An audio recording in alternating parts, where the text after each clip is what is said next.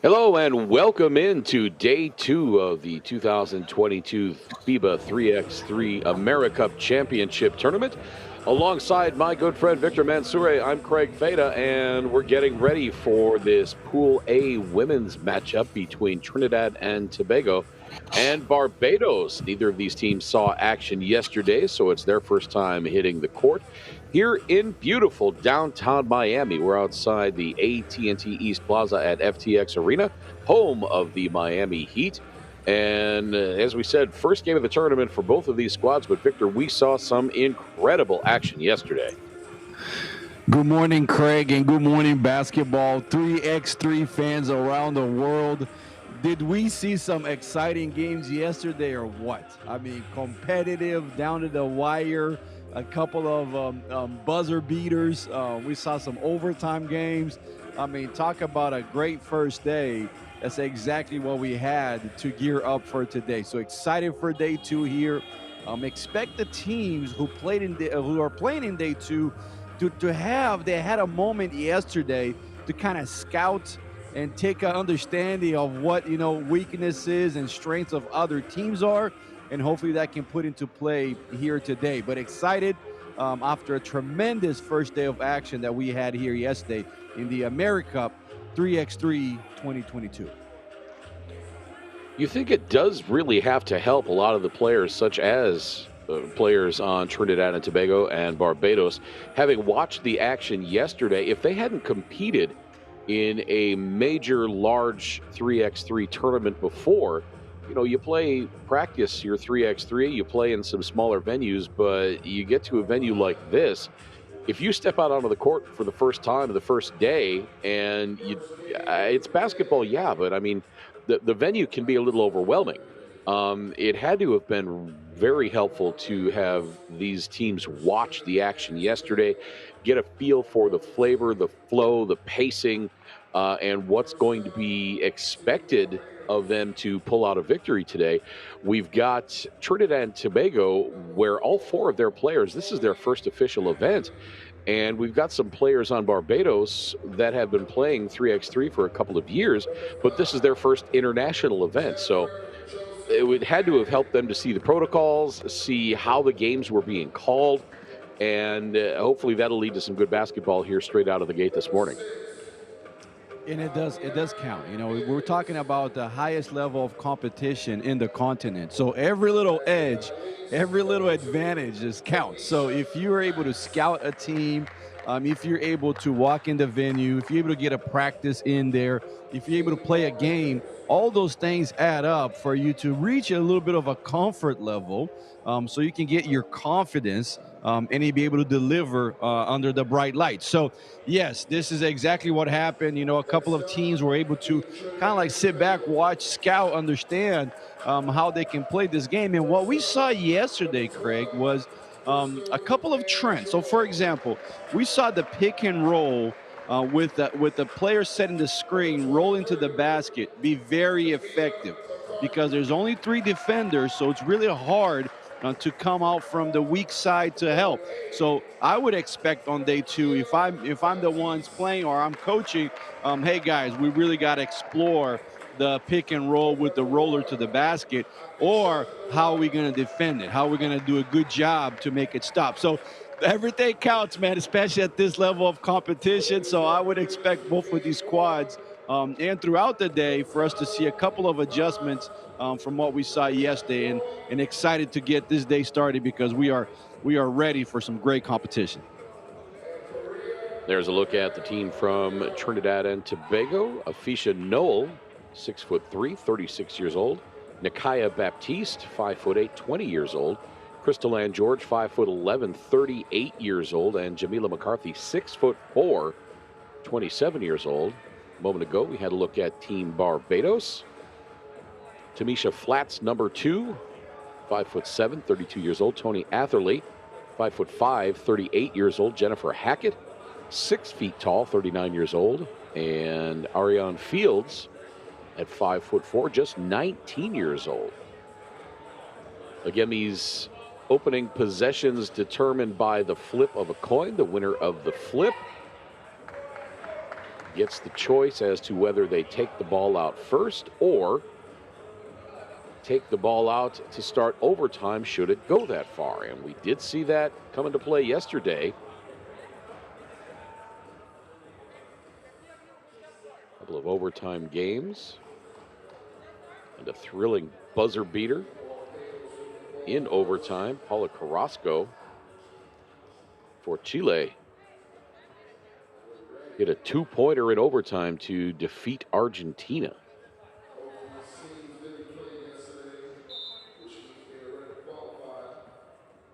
We are underway. Don't see the flags moving in the background today like we saw yesterday.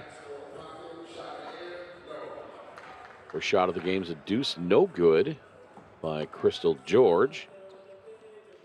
She drives it and leaves it out for Jamila McCarthy. McCarthy can't corral it, so it goes out of bounds, but it goes off of a Barbados defender, so it'll be Trinidad ball. The sun coming in from the left side of the court, not quite as evident right now as it was a few moments ago. At least the camera angle that you're seeing, it doesn't appear to be much of an impact, but you see shadows on the court. That sun's still low in the sky. We are covered,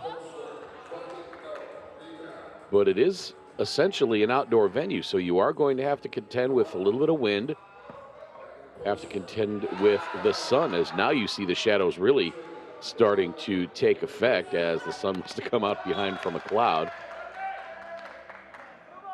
Yeah, you're going to get the full out South Florida weather, Craig, you know, where all of a sudden you get the bright sunny and then you get a couple of clouds, even some showers, you know, and then it goes away again, the full tropical weather down in Florida. But you know what? Our players, these men and women, they're used to it, man, you know, being around the Americas and getting all kinds of tropical weather everywhere. So for them, this is nothing but literally a walk in the park, let's say a play in the park. And that's what FIBA, that was the whole idea behind it. And here we are with a beautiful competition, and what a position it is to be able to compete for your country in the AmeriCup 3x3. Yeah, these early morning hours, if the players are shooting from that far end of the court or getting a pass whipped across court from the sunny side, staring into that sun, you might completely miss the goal, shoot an air ball or a brick, or you might take a pass right between the eyes because you can't see it coming at you. No doubt. And you know what? As a player, you think about those things. So, for example, those guys, the players right now who were to shoot from the left side have nothing against their face, nothing against their eyes. So guys or girls will actually drift to playing on this side because of that. You know exactly where the wind's coming from. You see right there. Look at that. Yeah, as she's putting her hands. So that's exactly what you do. You use it in your favor when you're playing. You absolutely notice these kind of details to make a difference. It'd be funny if we saw some players wearing sunglasses out there, some Oakley wraparounds or something, as Afisha Noel finishes in close. I wonder if the rules would allow that. I mean, you're allowed to wear sport goggles. Yeah, it would have to be a prescription to be part of the uniform. So. It would have to be a situation where you really need it, but not by option. I don't know. The officials can wear shorts in these tournaments. Why can't the players wear some cool mirrored wraparound shades or something? And with all the love to the refs, you know, some people might say the refs need glasses too, you know, and I'm a referee defender, and hats off to these guys, you know, being here all day, but you definitely can hear a few of those sometimes. You see even in the background the official shading his eyes so that he can keep an eye on the action. It's an early 5-2 lead for Trinidad. Nice rebound there by Noel.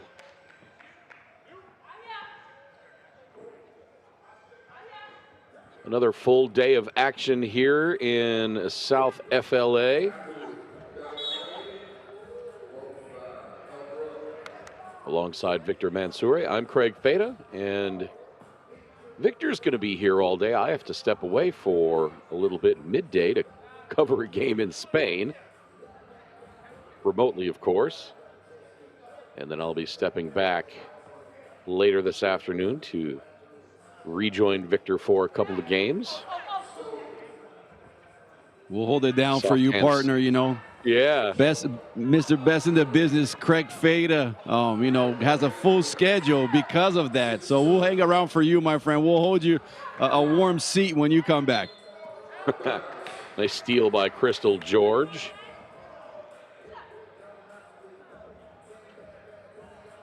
But then Trinidad turns it over. And so far we've seen a little bit of, I think the outlet could be faster for this transition. You see right here, get it up top quick, and then look for some back doors. Look for player cutting on baseline passes, definitely try to make that transition quick and try to catch the defense off guard. Nice action in this one early on, as Crystal George can't complete the bucket there. We've got a timeout on the floor. For all the tournament information, head to the official tournament website, FIBA.basketball/3x3 AmeriCup/2022, as we get a look at the strong move from Afisha Knoll. Pretty drive there by Ariane Fields, just 19 years old.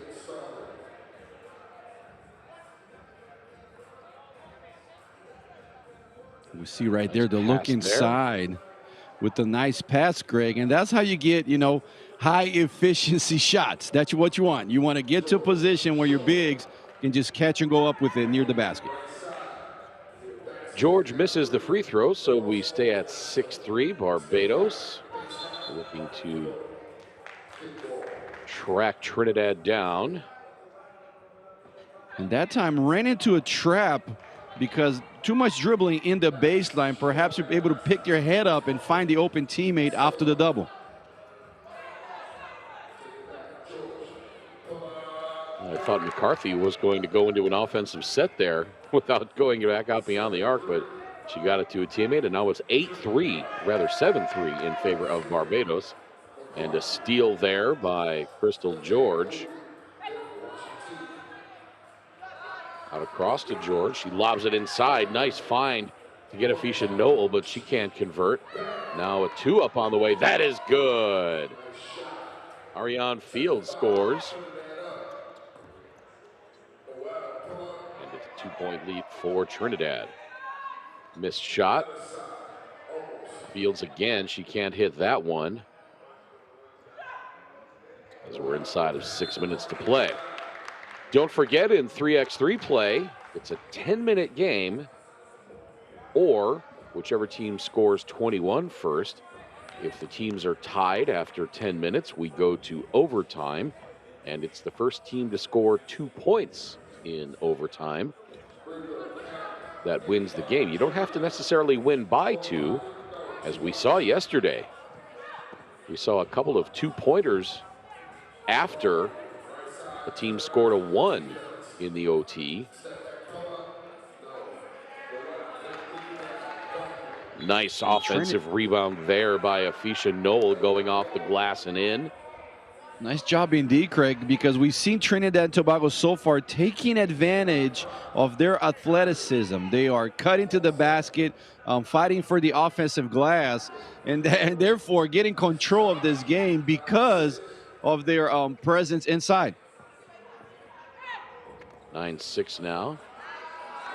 Oh, good ball movement by Trinidad there, leads to the easy bucket for Jamila McCarthy. Blocked shot by Baptiste. You see, once again, they're going to run the same offense. Look for the big inside. You see right there, beautiful seal, just could not get the high-low pass. But the play before as well, they dumped it in, and then once the double team came, just cut to the basket, and Noelle will find the open team, an unselfish player here for Trinidad and Tobago. Ariane Fields misses the three-pointer, and again, the nice feed to Crystal George. She misses the shot off the glass, and another 2-up on the way. That's good. Tamisha Flats hits from long range. It's 10-8. Barbados hanging around in this one despite the height advantage, significant height advantage for Trinidad.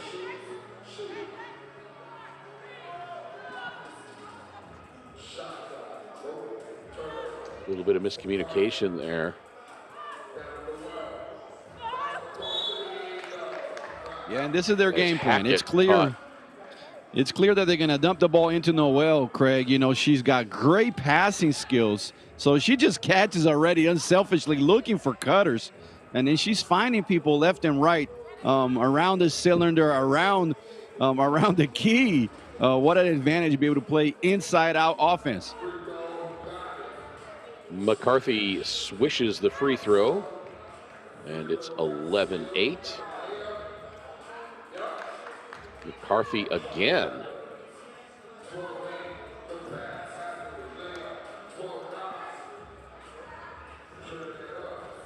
(12-9) now, 3:53 to play. Little jump hook, no good by McCarthy. Rebound to Barbados.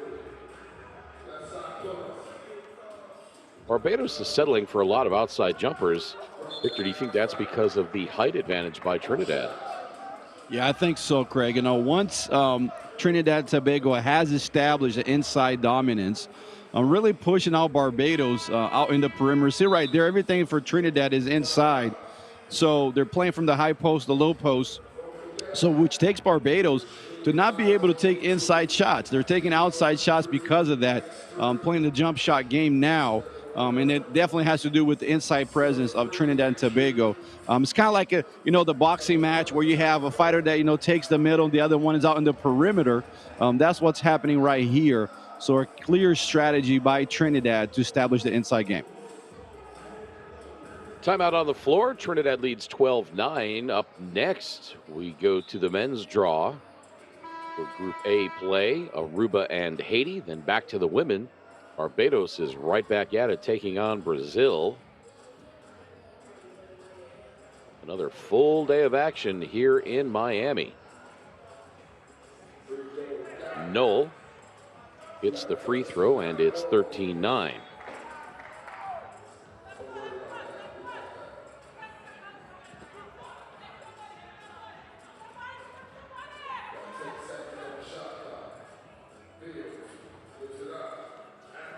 Hand off to Hackett, now right side, and the foul committed there. I believe that's Crystal George.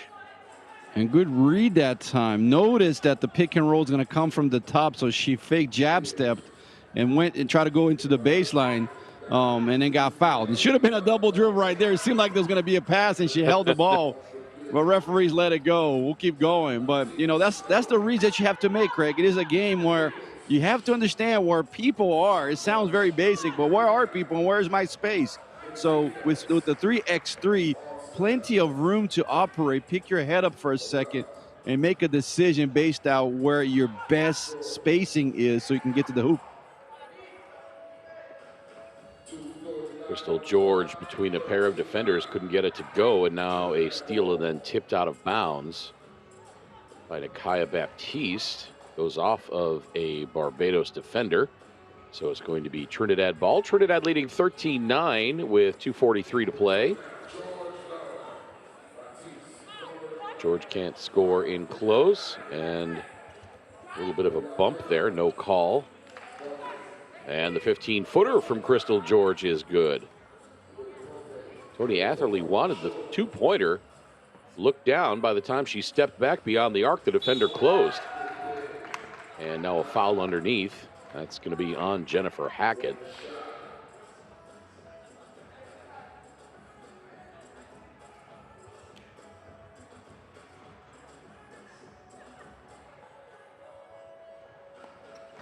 Here you see those long shadows on the court.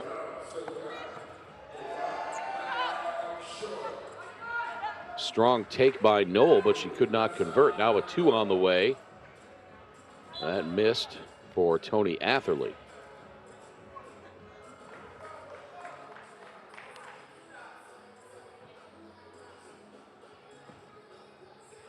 So a critical possession here for Barbados, with a five-point game with just 2 minutes to go.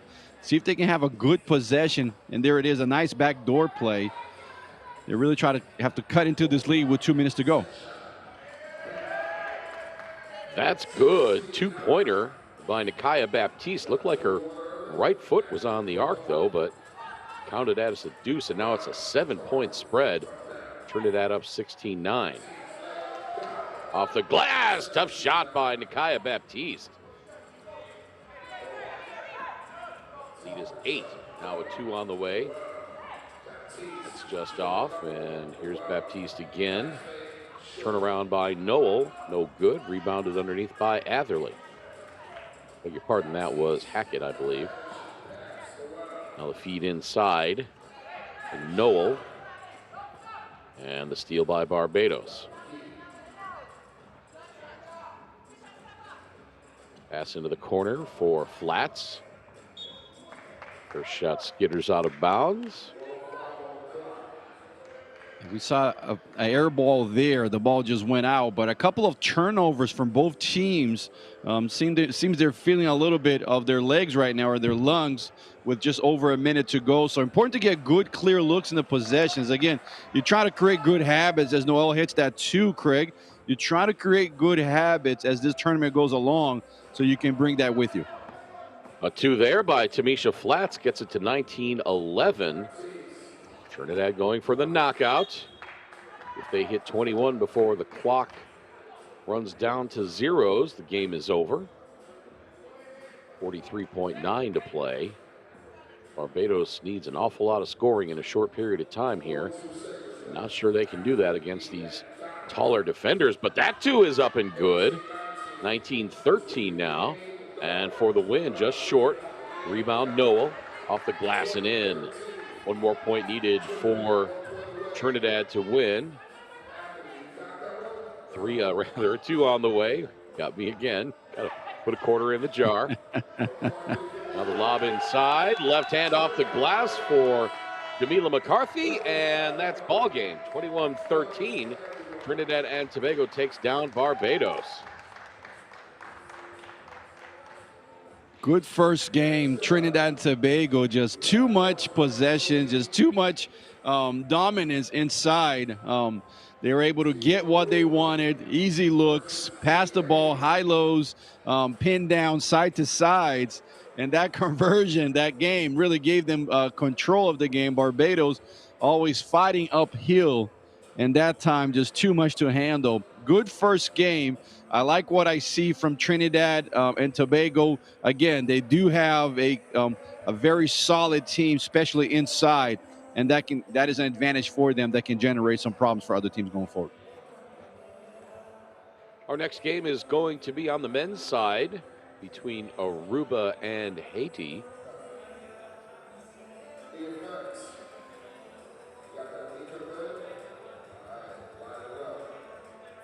Aruba yesterday fell to Guyana 20-14. Haiti lost to Ecuador 16-11. Trying to wait for some final stats here on this match we just witnessed.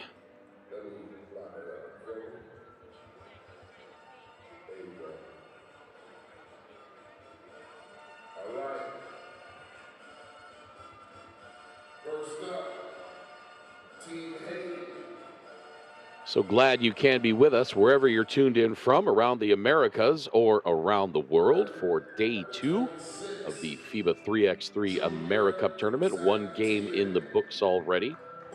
Trinidad defeated Barbados by the score of 21-13. And now we see Team Haiti coming out onto the floor.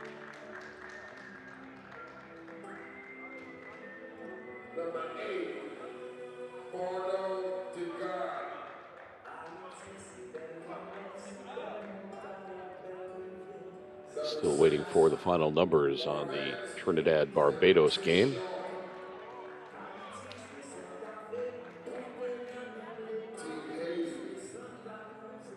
As we look at Team Haiti on the floor, seated 15th, number 6, Marvin Pétion, number 8, Farno Degan, number 22, Antoine Joseph, and number 26, Junior Santel.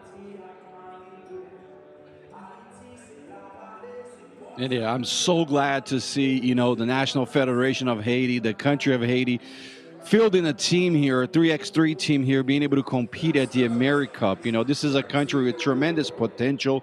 This is, a place that deserves all our attention and support because they love their basketball there. And once again, a huge, either through the country of Haiti itself on the island, or through immigrants. Especially in North America, there's so much potential for Haiti, and I'm so glad to see them here. And Aruba is going to have their hands full.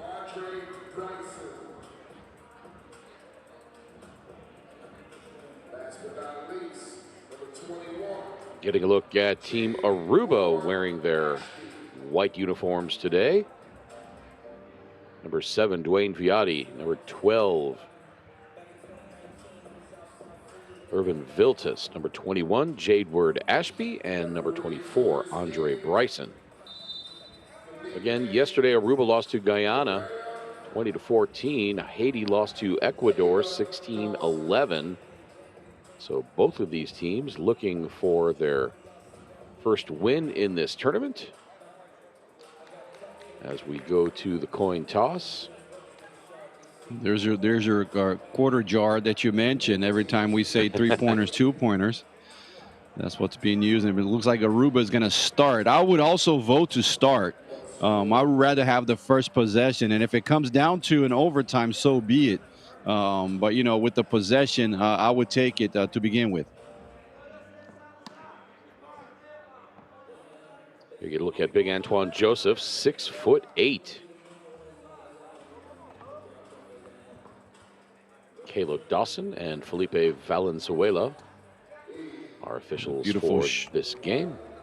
Beautiful shot at downtown Miami back there, close to the downtown area, the Brickell area. Not too far from South Beach either.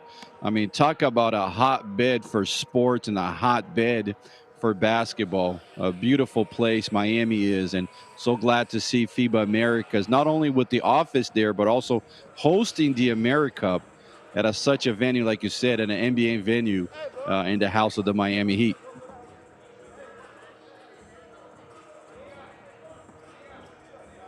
A little bit of a typo on the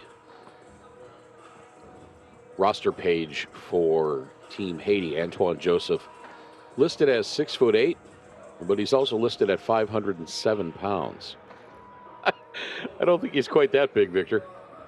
No, yeah, that would be just a little bit under my measurement, but in that case, I believe it is a typo, or else we would have to get a few things going here. But it's fun. It's fun that you mentioned that. Logistics wise, when you try to get information of different countries around the world, and working with the federations, it's so neat to see how things play out.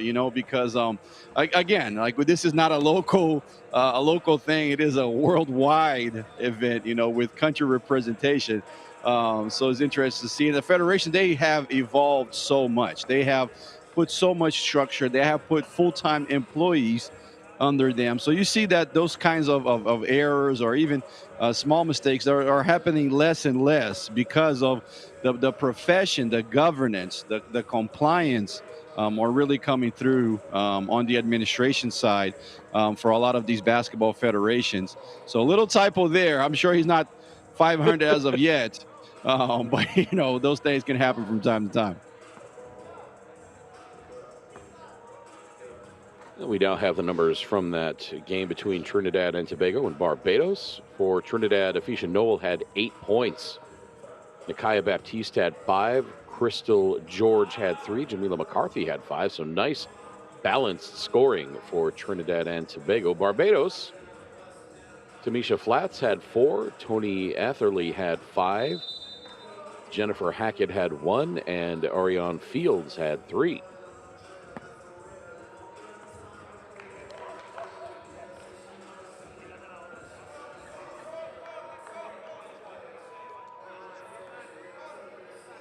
Just about ready to get underway here in the second game of the day between Aruba and Haiti.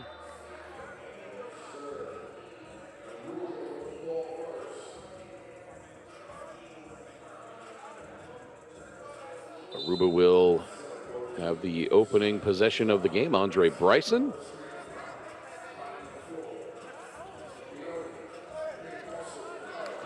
far side. Shot no good. Rebounded by Junior Santel. Joseph now left side, gets it underneath and count the bucket. A cutting. Smart play. Arnold Dagon, yeah. Smart play, because as soon as he received it, Greg, he opened his hip, Dagon, and already caught the ball going towards the basket, put it on the deck right away, and challenged the defender all the way to the rim. So he didn't catch and try to understand what he was doing. He knew where the space was before the ball arrived. Dagon hits the free throw, and it's 2-0 in favor of Haiti. Haiti nearly comes away with the steal there.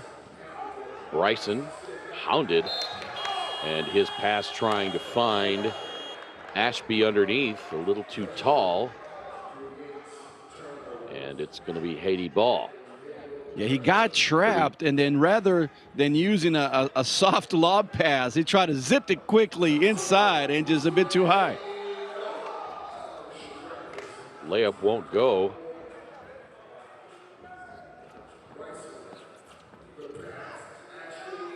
And now the pull-up just inside the left elbow off the glass for Ashby.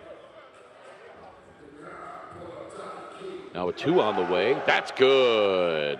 Arnold Dagon ties it up. I beg your pardon, he gives Haiti a 4-point lead at 4-0. Now the fadeaway. Rebound to Joseph.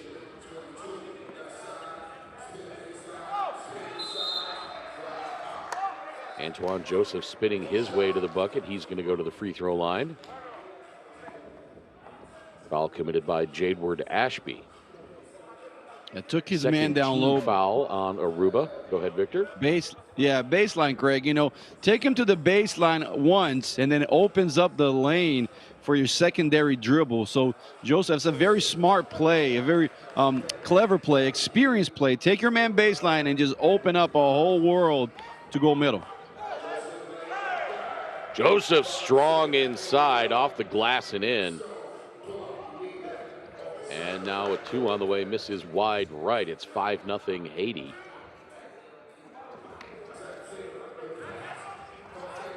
Joseph at 6'8". Aruba having a very difficult time with him already. Bryson, the step back 3 won't go. Tallest player for Haiti, Dwayne Viotti, at 6'1". He's about 200 pounds. Antoine Joseph at 6'8". Yeah, and right now Haiti just too tough to guard. You know, you try to guard them closely, but they're able to impose their will and get to the basket. So Aruba has to do a better job of holding Haiti a bit outside, out in the perimeter.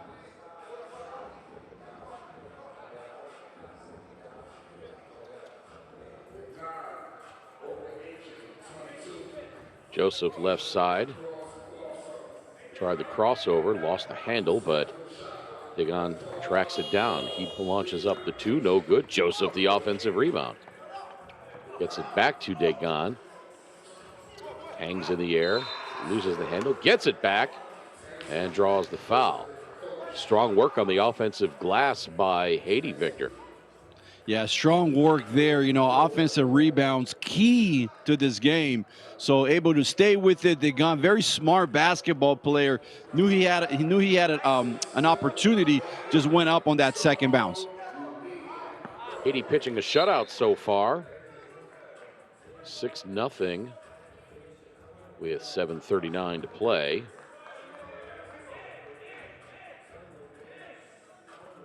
Both of these teams looking for their first win in this competition. Haiti yesterday lost to Ecuador 16-11. Aruba fell to Guyana 2014.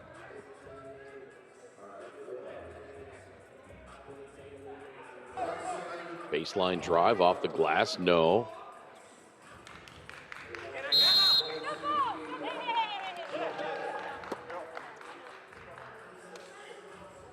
And now a little bit of a scrum on the floor. A little bit of morning flavor, you know, a little bit of morning breakfast. Both of these guys getting the juices going. I mean, you're playing for your national team. And if I'm Aruba, what I would like to see them more, you see the spacing is starting to get better, but also playing the pick and roll because they don't have the height advantage. I would try to force the issue on the switches, trying to go to pick and roll ball screens. Aruba's gotten some decent looks inside. Oh, pretty spin move there by Degan off the left hand. And it's 7-0 Haiti. So I was saying, Victor, Aruba's gotten some good looks offensively. They've gotten some open jump shots, and they've had some looks in close. They just haven't been able to convert. Haven't been able to convert, and a lot of times, like you're saying, see a good job by Haiti challenging them. So even though Aruba, they're working hard, a couple of things that I do think they need to improve on. Obviously, try to cut down in the turnovers, but try to attack Haiti and bring that weak side help towards them. And then once the weak side helps come, then you kick it out to an open teammate. So try to break the player down. Weak side help comes, find the open guy, and knock down those shots. As we see right there, Degan was just a smooth operation, Craig. Going to his left, going to a spin move. Well done, my friend. Oh, another pirouetting layup there, and it's 8-0 Haiti. That was Junior Santel scoring. Now the fadeaway in the lane, blocked by Degan. Actually, that was Santel on the block.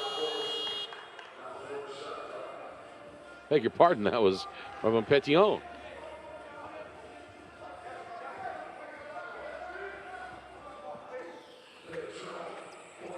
Still early, Victor. Coffee hasn't quite kicked all the way in yet. Still early, but Haiti's taking no awareness of the time right now. They don't care what time zone it is, where it is in the world. They're saying, Aruba, if you're not going to guard the corner shot, I'm going to make it. And that's what they did right there. So 10-0 advantage, Craig, here for Haiti. Great start for them.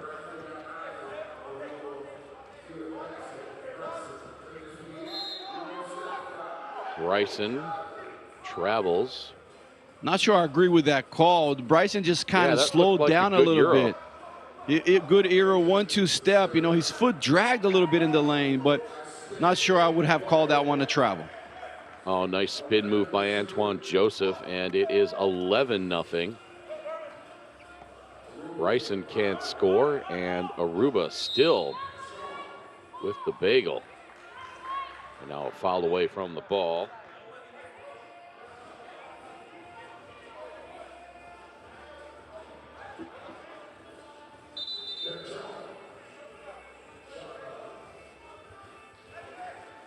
So we get the shot clock reset. Beautiful again, setup to have. Shot clock. The 12-second shot clock, Greg, on the 3x3 right underneath the basket. You see right there, the backboard is made like that with the shot clock underneath. Beautiful setup, so it's visible all the time. And finally, Aruba scores its first bucket of the game. Dwayne Viotti with the two-pointer. And it's now 12-2, 5:32 to play.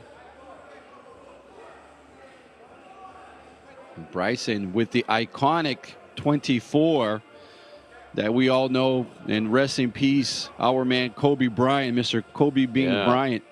And, with the 24, it seemed right there, we've seen Bryson, once he's touched, he's got a bit of flavor to him. He's got a lot of salsa in his game. He's a few hesitations, able to get to the rim. Let's see what Bryson come up here in the last few minutes.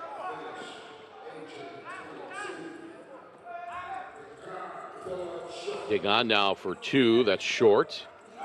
Bryson the rebound.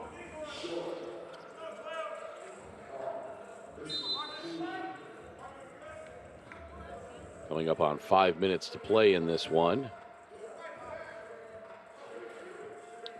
Another play that we have yet to see, Craig. You know how sometimes as you're the ball handler, you see guys back up a little bit more so they can come downhill and really put pressure on the defense. So rather than starting your attack on the perimeter, you would see guys maybe perhaps start from the logo or even the half court, and then in 1-2 dribbles, being able to put a lot of pressure on the defender because you're coming with speed.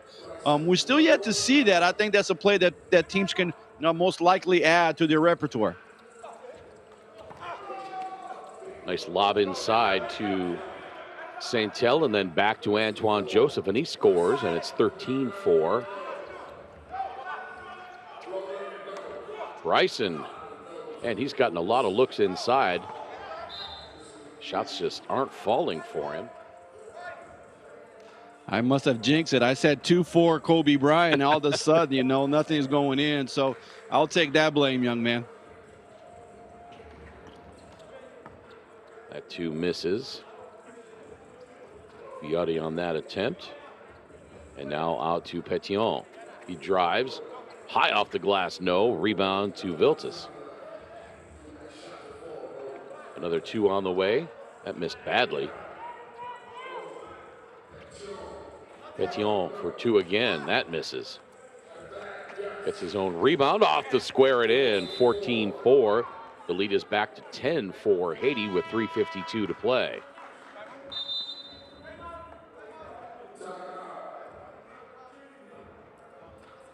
Yeah, we see right now Haiti with, you know, most of their players playing like forwards, you know, like big bodies, able to put the ball on the ground, fight for rebounding, good shooters can create.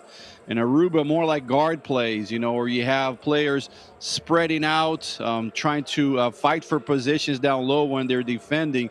Looking to challenge the ball upstairs that we saw there. But Haiti just too much to handle for Aruba in this particular moment. So you see right there, baselines going ever. Good job by Haiti just utilizing the inside and getting to those offensive glass. I'm very impressed with Antoine Joseph at 6'8", 38 years old. Junior Santel, 6'7". Those guys move really, really well for big guys. Those guys move really well, and that's exactly what you got to do. You don't have the down the court aspect, but you do have the transition aspect. So how do you go? How do you change your pace going from defense to offense, offense to defense so quick? So you got to be in top shape to play at this level. Viotti misses the free throw. Down to the far side. That 2 is good. Antoine Joseph scores. 16-4.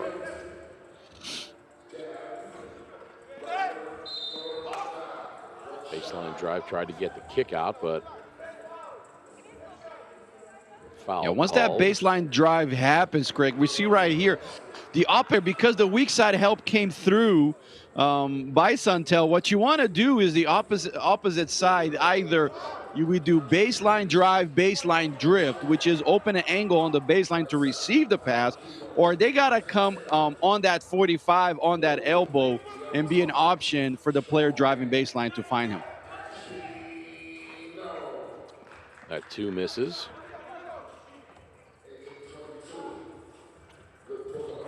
Back to Santel. His 2 is off. And a rebound for Haiti. Another 2 on the way. Viotti, short.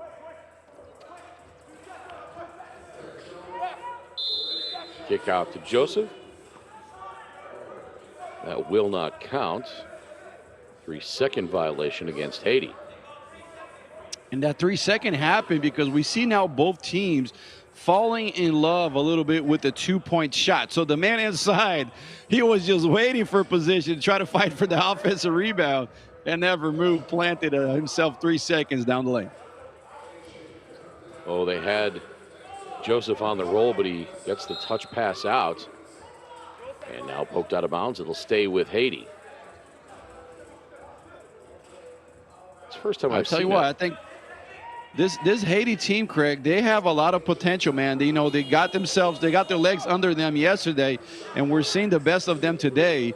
They are athletic enough and skilled enough to compete, I think, against the best teams as well going forward. Count the bucket. As Junior Santel will try to complete the 2-point play. I tell you what, anytime you're around Antoine Joseph, if you throw it into him, you have to be aware that it might come right back. He is so good with those touch passes. That's right. He did a one-hander on a roll a few moments ago, and I don't know that I've ever seen that before, a one-hand touch pass off of a pick and roll. Yeah, and that happens because, he plays with his heads up, got a good understanding of the game. So that's it. Either he gets it and he goes baseline himself, or if there's a bit of a help, he can just kick it out, tap it out to open teammates. 19-4. And Haiti can win it at the free throw line here. Very comfortable right now. We saw the hesitation to skip. Oh, look at that. Skip down the lane in the park, find him, and then Aruba had nothing to do but foul. But Degan feeling comfortable, like he's back home playing basketball with his family. That's what I absolutely love about it. Be comfortable, my friend. Be confident, and then bring your best game out. Saintel hits the second free throw, so the next bucket for Haiti will win it with 2 minutes to play. Here's Saintel, baseline drive. Tried to kick it out to Degan. I believe he stepped on the baseline or it got knocked out.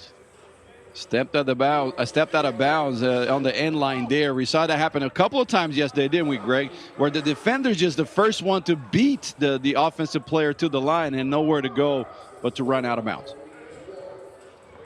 Now to Joseph. Going to use his size off the glass, and that's it. Antoine Joseph, just too much for Aruba. As Aruba falls 21-4 to Haiti. Yeah, Haiti just had too much going on for them. You know, Aruba could not find any answer to guard Haiti. They tried everything they could, but Haiti just, again, they just had too much, able to get layups down the lanes, post-ups, find the open shooters. We see right there crashing the board.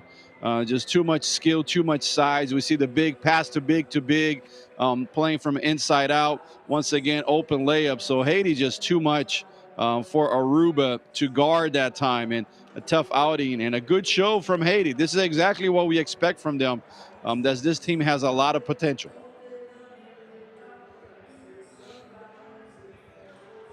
Wayne Viotti, 2 points for Aruba. Andre Bryson had 2. Both of those came on 2-point shots. Aruba did not make a 1-point shot in that game. For Haiti, Marvin Petillon had 1 point. Farnold Degan had 6. Antoine Joseph had 6. Junior Saintel actually led the way with 8. So the twin tower effect for Haiti between Joseph and Saintel accounted for 14 of the 21 points in their win over Haiti.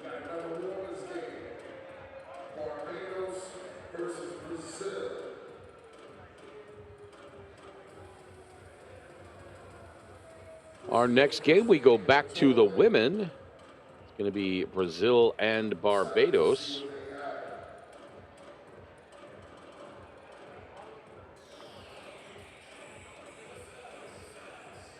Barbados just lost 21-13 to Trinidad a few moments ago, so they get no rest.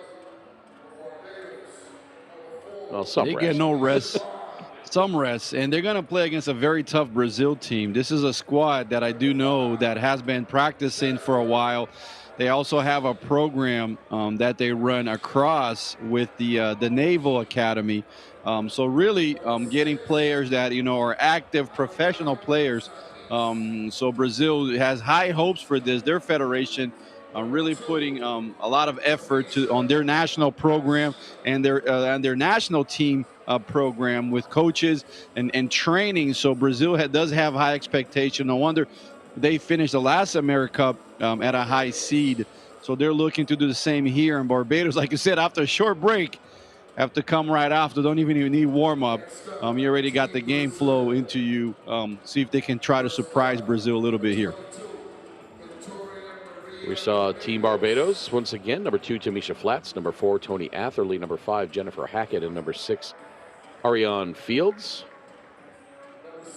And now our first look at Brazil in this tournament. Brazil took silver last year in both the men's and women's tournaments.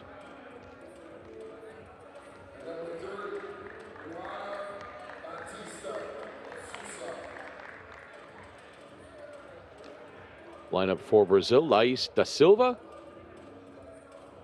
number 3, Luana de Souza, number 6, Vanessa Goncalves, and number 22, Victoria Marcelino.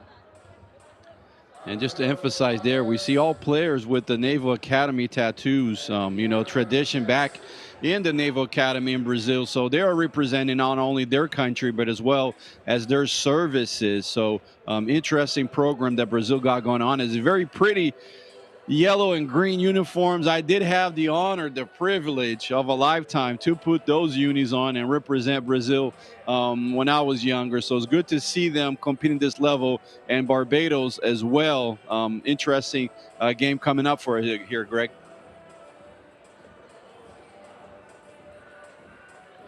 As we see Angel Martinez. For this game, Angel Martinez, yeah, and Deanna Jackson. Showing off their 3x3 quarter. So not the coin that we have in our pockets, but the 3x3 showing that off. Well branded. Beautiful job by FIBA in making this a premier premium tournament around the world, from the youth level to the senior level, as we see right here. Just 3x3 came to stay. Exciting to play, exciting to watch, exciting to be a part of, and a great way to develop basketball across countries for those who are looking to start either, you know, school programs or after school programs, or even competitive level, as we've seen around the world happen, culminating with the first 3x3 in the Olympics games, Craig, last year in Tokyo. So what a ride it has been, and it's great to watch. Some nice experience on the Brazilian roster. Lais da Silva, 24 years old, out of Sao Paulo. She's been playing 3x3 events since 2013. She was on last year's AmeriCup team that took silver. Luana de Souza, 31 years old. She just started playing sanctioned 3-on-3 events this year, but she did play in the 22 World Cup. Vanessa Goncalves has been playing 3x3 since 2019, 28 years old. She played in the 21 AmeriCup and the 22 World Cup. And Victoria Marcelino, been playing 3x3 since 19. She also played on that 21 AmeriCup and 22 World Cup team. So De Silva, De Souza, and De Silva, Goncalves, and Marcelino all played together last year. So these are teammates that know each other well. They've got some good size. De Souza at 5'10", Goncalves at 5'11", and Marcelino at 5'11" as well. So they're going to pose some problems for Barbados. Their tallest player is 6 feet, Jennifer Hackett. The other three players 5'7" and under. And Craig, that is so important. That's why it is a program, right? It's a multi-year commitment that you get players to be part of, and then you start building, you know, the chemistry. You start understanding the characteristics of your teammate. You start feeding off of them. You go through the experiences and the battles together with them, so there's an even stronger bond. So hats off to Brazil to have that mentality, that vision of, you know, let's get players in here for a multi-year, rather just a one-stop shop. That way we can see with some continuity, we can have some results. So definitely would support that for other countries as well, if you have the opportunity, is to really have a national team program. And not just based out of the 4 that are here. My understanding is that there's also other players that did not make the trip that are also part of the program. So that's what you do there. Therefore, there is a system in place. There's a vertical, rather than, you know, liquidity changes of roster changes and bringing people in that don't know each other yet.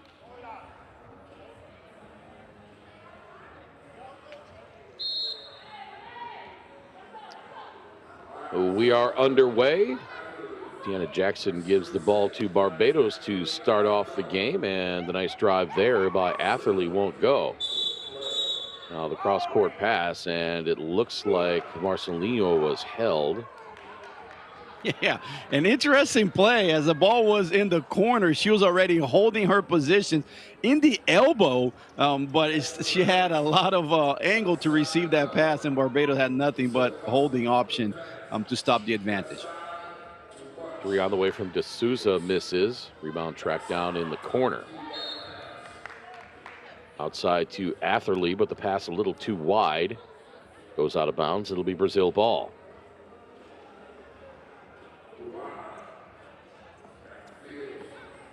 Now the feed down low to Goncalves.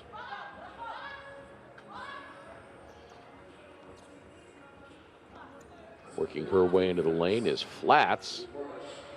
Shot won't go. Two on the way from D'Souza. That rattles out, and the rebound to Atherley. Here's Fields. Back to Atherley. Shot clock winding down. Her shot misses. That's going to be a shot clock violation. Shot clock violation, and Brazil trying to execute more here thus far. We're going to see here from the set play. They put two players high up in the elbow, pass, a screen away, and a slip. Right there, that is a design play. They ran one earlier that they fit the ball inside after the pick. This time it was a what we call a slip. You see right there, they're going to pretend they're going to do a pick and roll rather than slip to the basket. Nice find. So Brazil with the set plays to begin. And give credit to Coach Rafaela, who's sitting just courtside right there. I see her wearing the green shirt. So, you know, credit to Brazil to have those set plays. Goncalves blocks the shot. Now the feed underneath, off the glass and in. 2-0 Brazil. And the steal by Marcelinho, she can't convert. They say Brazil did not take it out beyond the arc. That's what I think. After the steal, she did not clear the arc, therefore could not have taken the shot. Only 1 foot got out there. Now 2 on the way. That's good. Pretty stroke there by Lais da Silva. And it's 4-0 Brazil.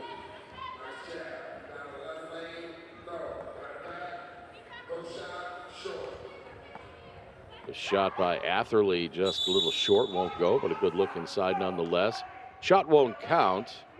But this is very interesting, Greg. This is the first time we've seen teams do this. So Brazil, every time they transition to the offense, right there you see the other players are holding position, holding their players in the back so they can have that angle towards the basket. So they have done this perhaps 4 or 5 times already in this game.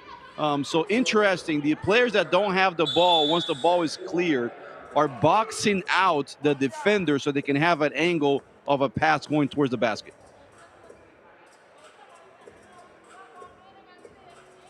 Marcelinho will go to the free throw line after the foul by Jennifer Hackett. Again, we see those black cloth pieces over the first number on the Barbados uniforms. Does not meet with FIBA protocol. They have a 0 in front of the single digits. You can have 2, 4, 5, and 6, but you can't have 0, 2, 0, 4, and so forth. You can have a 00, but you can't have a 0 and a single digit. What was your number, Craig? Well, I didn't play a lot of organized basketball, Victor. Well, so I didn't have one, but my old football number, American football, of course, was good old number 64. And, you know, a lot of coaches will say, hey, as long as you have a number, you're okay. You know, if you don't have a number, then we got something going on. So it don't matter what number it is, just make sure you got one. Yeah, I was not built for this vertical game. Me neither. I was built. I was built to push things around. But interesting to see, right, how these athletes now, you know, being able, can you imagine, you know, being a full-time professional 3x3 player, you know, do this all year round, competition all over the place. I mean, you got to love it, man. This is an absolute great way to see the game evolving to this level. And you're still playing at a very high level. You're playing the professional world tour events. You're playing national senior level events. but it's still, I don't know, there's still a little bit more of an element of fun, of being a little more casual, a little more Mm-hmm. loose than the Mm-hmm. 5-on-5 senior level tournament games. I mean, those are intense, sometimes blood feuds almost between some of Mm-hmm. these national teams. And that carries over a little bit here to the 3x3, but it just seems it's a little more laid back. It's a little more chill. You have a little bit Yeah. more fun. You have the colored ball, you have the officials in shorts. It's definitely got a more playground feel, and it just seems like it to be a player at this level would be just so much fun. So much fun. And we see guys migrate. We see Brazil once again holding that position. We've seen people migrate, especially like that, from the 5-on-5 to the 3x3 because of it, because of the calendar, because of the layback. And, the 3x3 a lot of the times is what we do in competitions, in practices, even in pickup in parks. So a natural feel, organic match to a lot of these basketball players. Beautiful cut there, but the pass just a little too tall. So it's Brazil ball, leading by a touchdown, 7-0. Offensive rebound by D'Souza, and she goes glass for the easy bucket. Now feeding the post. Nice job defending it.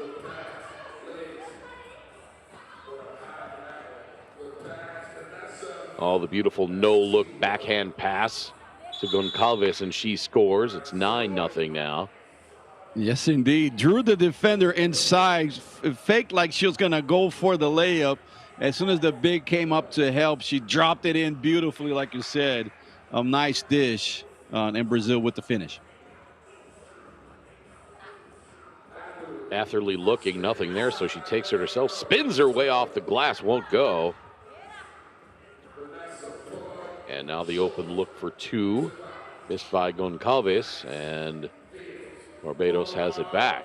A two on the way, wide right, and it's going to be Brazil ball with 5.5 minutes to play in this game, leading 9-0. Yeah, Brazil just too big right now, too athletic, pushing Barbados back out of their comfort zone. They're not able to get the looks that they want.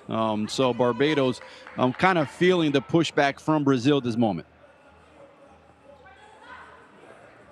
Victor, you talked about the colors of Brazil on the uniform. Iconic yellow. We talked about some iconic uniforms we saw yesterday with Argentina and their sky blue as Barbados gets their first point of the game. That yellow of Brazil is distinctive with the green and blue accents. Sometimes you'll see them in that green as the base color. And when you see Brazil come on the court, you know it's Brazil. Yeah, very distinct call, like you said, Craig. And then Brazil, just a humongous country, 220 million, I believe, right now in population. And not only that, with so much nature and so much with the Amazon, that we have, and all the coasts of Brazil with all its beaches. So and the beautiful clean skies. So very distinct, in South America, the geography, very neat. So like you said, yeah, this bright yellow for Brazil, it represents a lot. And this is a team, Brazil, or a federation, that on the 5-on-5 have won on the women's world championship in I believe around the 1990s with Hortensia and Paula. So like, this is a squad, this is a federation that has so much potential. Players in the NBA, in the WNBA, so much potential to fight for the high seeds on the 3-on-3 and 5-on-5 throughout the men's and women's competition. Nice feed down low to Goncalves. And it's 12-1. Brazil is one of those countries, Victor, in South America that I have not yet had the privilege to visit. Was hoping to get there for tournament prior to COVID, but could not get a visa in time, so ended up not being able to make that trip. And then COVID hit and a whole bunch of things changed in the world, so I have not made it down to Brazil, but been to Argentina and Uruguay and Colombia, Venezuela, Panama. Just unbelievable places, unbelievable cultures, so very similar, but yet so very distinct. Each of these countries.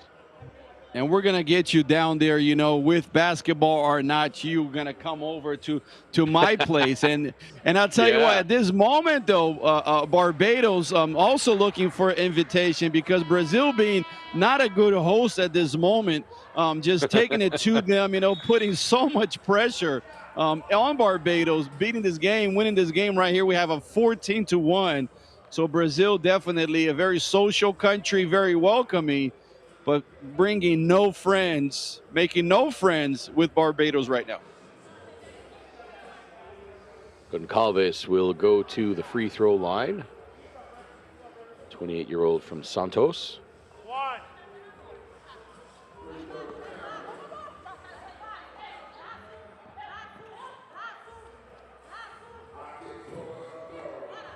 Nice little feed, but the short jumper is off. And here's that seal again. Bob back inside, and the pretty reverse for Marcelinho.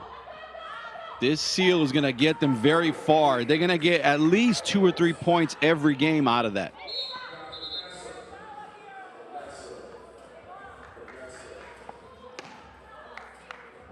And just like we spoke in the beginning, Craig, as you got people scouting, right, on the first day.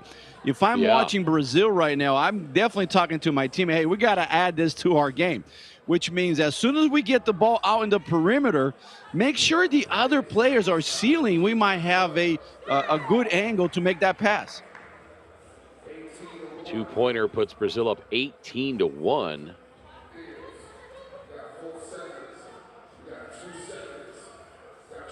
Shot clock expires, and a 12-second violation as there was just no room for Ariane Fields to put a shot up.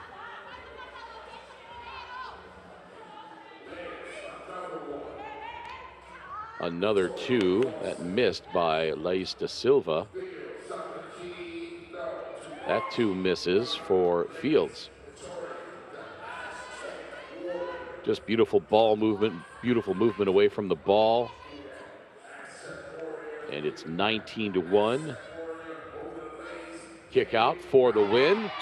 Splash that one, and Brazil with the biggest win of the tournament, 21-1 over Barbados. Solid, convincing Team USA win. defeat Guyana, the women, 21-2, but this one, biggest win of the tournament, 21-1, Brazil over Barbados. And the reason why that happened, Craig, is because Brazil was very disciplined. You can see them running their sets on after check balls, on dead balls. We saw them clearly going inside, as we see there with Vanessa. And also, like we mentioned 2 or 3 times already, the seals to get the cutter. You see right there, sealing to get the ball inside. So Brazil executed, very disciplined team. And that's the reason why Aruba had such a hard time, because Brazil was moving, they were setting screens, they were reversing the ball, they were getting the ball inside out. So unselfish play from Brazil. And if they keep on doing this in this tournament, they're going to be a tough team to beat.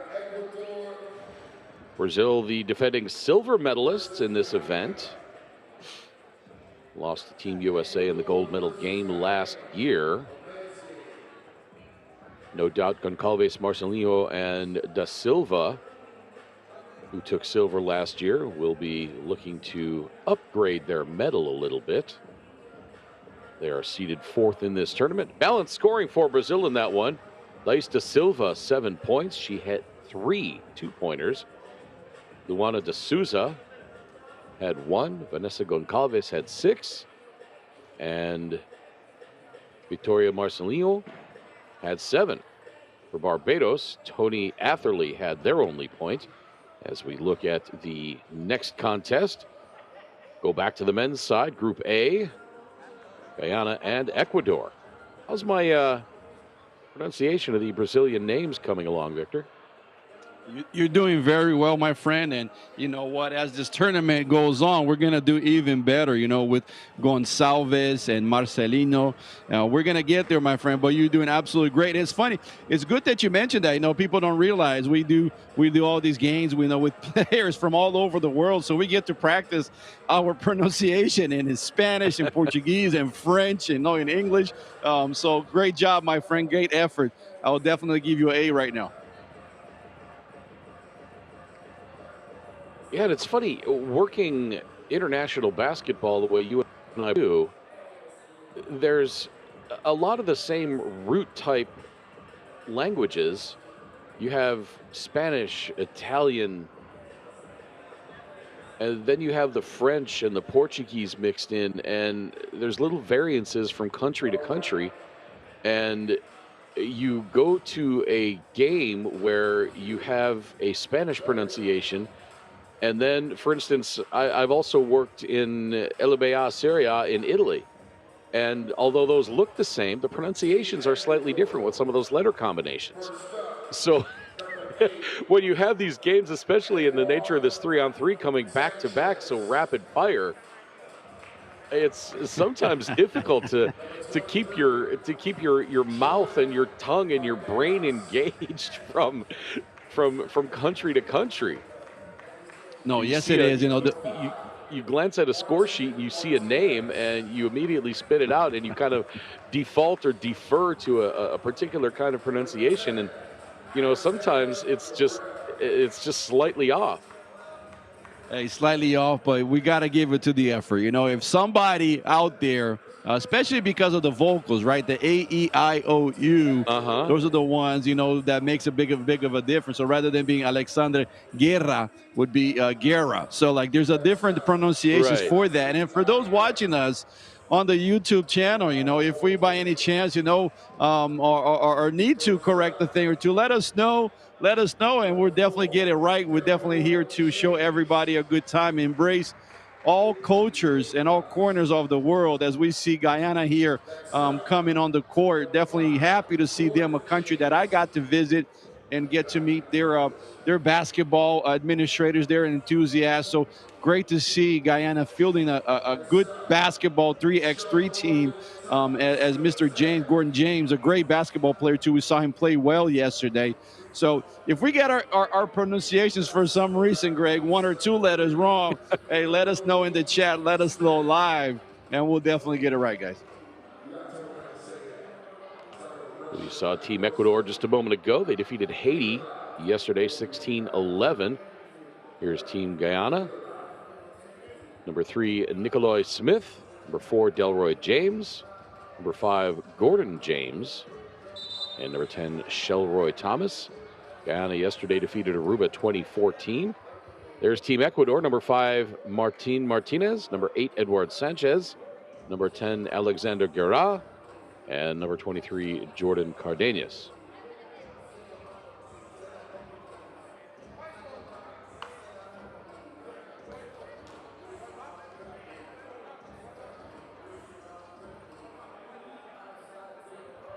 This is the 2022 FIBA 3x3 AmeriCup Tournament, Day 2, alongside my partner, the best in the business, Victor Mansoure. I'm Craig Feda. We are so glad to be bringing you this event, taking place at AT&T East Plaza at FTX Arena in gorgeous downtown Miami, FLA, in the southeastern United States. And the right vision, the home court of the Miami Heat. The vision, Craig, of FIBA when they really decided to invest on 3x3, a lot of it had as a pillar this right here. Getting certain countries that would have perhaps historically have had some challenges competing at the 5-on-5 level is how do you create for them a place or channel where they can compete? And this is exactly right here. There's no reason why this Guyana team or this Ecuador team don't think that they cannot win the AmeriCup 3x3. They absolutely can. So what a neat thing to see, as a platform for these guys to be able to compete and make their country proud at the highest level. we talked about that yesterday in 3x3 as we get a look at our officials, Felipe Valenzuela and Maria Oliveri,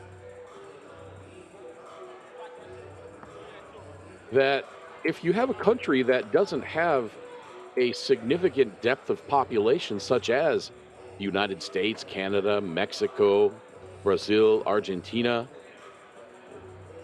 you might struggle putting together a deep roster of 12 players and have 5 quality starters.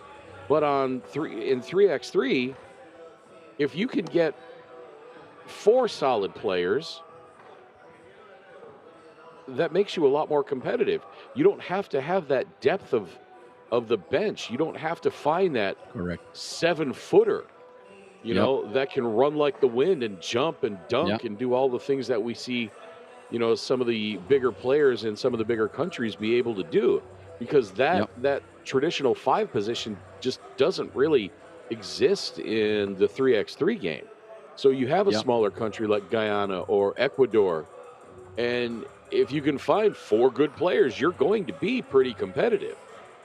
That's right. That's right. And it's so neat to see at that extreme, the competition side of it. You know, like you mentioned, you're able to put a competitive team together real quick, independent of your population number in your country. So that's one side. Now, the other side too, Craig, is the ability to recruit and to introduce basketball to new players, right? People that maybe perhaps boys and girls out there who have not had a chance yet to play organized basketball. And by starting with the 3x3, all of a sudden they have more room to understand the game. They're going to get more touches on the ball because now you have 3 teammates rather than 5. You know, you're going to get good reps. So also, if you look at the extreme, the development of the game, you do have the competition side, like you said. Now Ecuador and Guyana can compete against anybody. But on the other extreme too is how do you you're able to welcome new basketball players and let them develop their game, get introduced to basketball through 3x3 as well. And for some of these smaller countries that don't have the same type of budget that, you know, a Team USA or Team Canada might have, it doesn't cost you as much to move all the players and staff from event to event. You don't need such a big venue to host an event. That's right. That's right.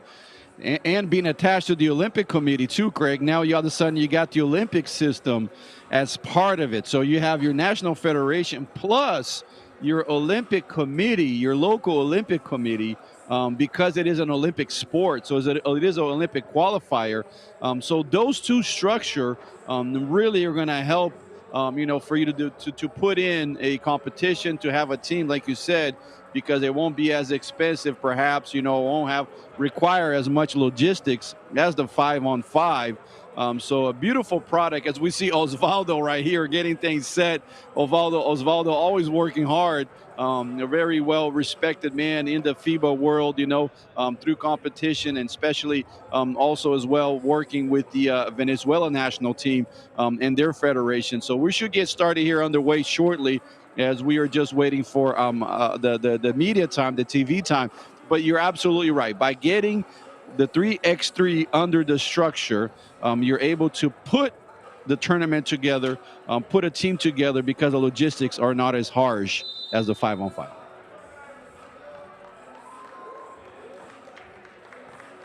Couple of moments from tip-off here. Once again, we are so glad you can be with us wherever you're tuned in from on the FIBA basketball channel on YouTube for the 2022 FIBA 3x3 AmeriCup tournament, day 2 of competition.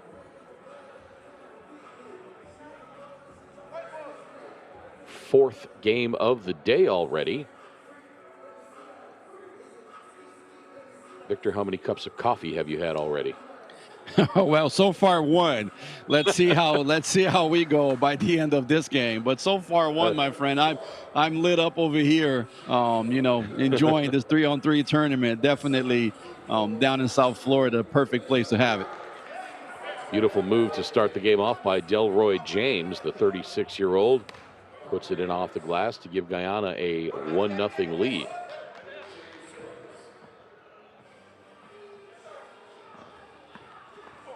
Martinez. Good defense there by Alexander Guerra.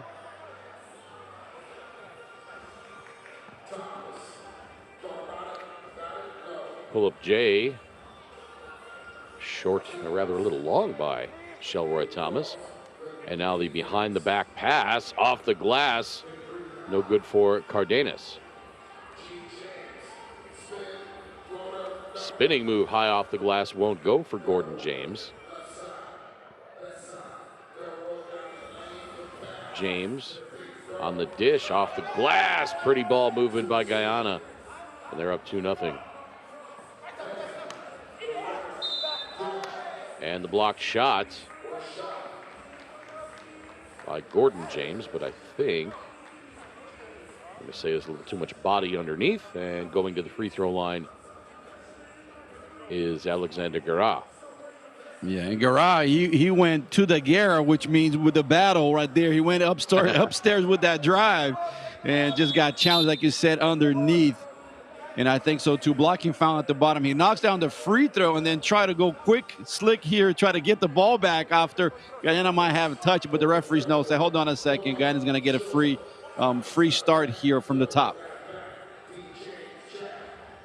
Look at you, man. You got the went to the broadcasters school there and broke out the multilingual pun with Guerra. That's impressive. I guess we're getting comfortable here by the minute. 2 pointers short by Cardenas. Delroy James, a little shuffle of the feet on his way to the bucket. Kept the ball moving, though. He misses, and now it's Ecuador ball. And that's another one of those pronunciations, Victor, when we talk about Cardenas. There's no accent mark over the end, so it's not Cardenas, it's Cardenas, right? I want to say Cardenas because most likely that's how you say it. Yeah, that's how you say it in Spanish. So maybe perhaps here they don't have it on here, but I would say Cardenas, as is very common in Spanish. Well, that's what I was thinking as well, but none of the documentation that we have has the Enya on it. So let's see if maybe it's on the back of the uniform. We're going to turn on the live chat here. You know, if somebody comes through and they think we should say it a different way, we definitely welcome that. As we see Guyana talk about playing a different way, James sizing his man up on several one-on-ones with that strong left hand that he has, able to get himself to the rim or get fouled. So what I want to see, though, from Guyana, especially try to get a little bit of a movement before you drop into that one-on-one. Don't go into the one-on-one so quick, or else the defenders can collapse on you and really pay attention to where you're going. Strong move to the bucket for Edward Sanchez. And he draws the foul. Try to get Ecuador one closer.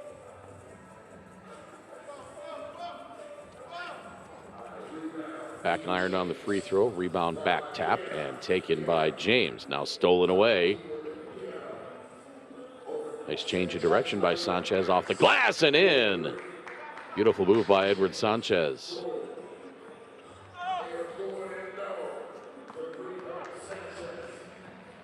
James couldn't get it to go under the defense off the glass, and now here's Big Jordan. Easy shot for him, and we're tied up at 4. Easy shot. That's how you play, my friend. Get the ball down low, 2 dribbles, strong to his left shoulder, and just pretty much lay the ball in. Nothing you can do about that. For Guyana, you got to try to stop him before, because he's going to do that all day if you're Ecuador. Off the glass. Guyana looking for the lead. Try to get it back. Now Cardenas again. His shot blocked. Gets it back. Misses. Goes out of bounds. It'll be Guyana ball.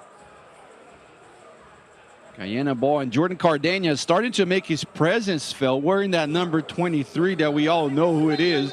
And especially down low, you know, able to to get those rebounds, be a presence, get fouled, or open teammates. So Ecuador definitely need to keep on playing to Jordan Cardenas, as is their main threat right now.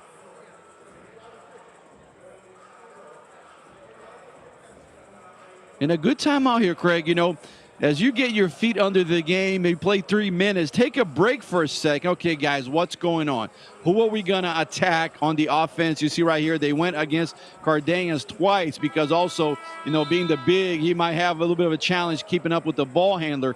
And if you're Ecuador, timeout, what's going on? What's happening for us? Hey, give me the ball down low if you're Cardenas because I can get us a good look.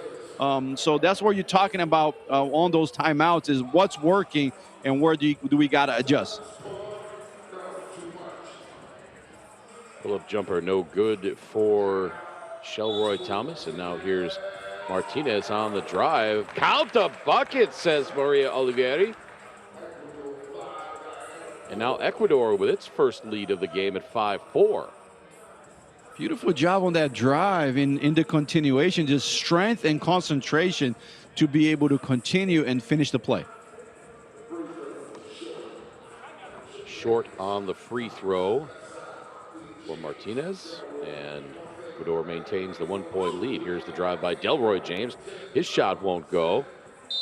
Tracked down out of bounds, and who's it going to be? I think it touched white last. I want to say this is That's Ecuador ball here. Yeah, good call by the ref. Nikolai Smith. Mm-hmm. We'll stop and go now by Martin Martinez. Finds his way to the bucket, draws the foul. Yeah, Martinez imposing his will, just being able to cut through the lane. Too much hand checks. Many hand checks for Guyana. You got to keep your man in front and don't reach for that ball. So early trips here to the charity stripe for number 5, Martin Martinez. So it's a 2-point lead now for Ecuador at 6-4. Double, triple clutch by Delroy James gets the bucket, and now the quick 2 from the corner is no good by Sanchez.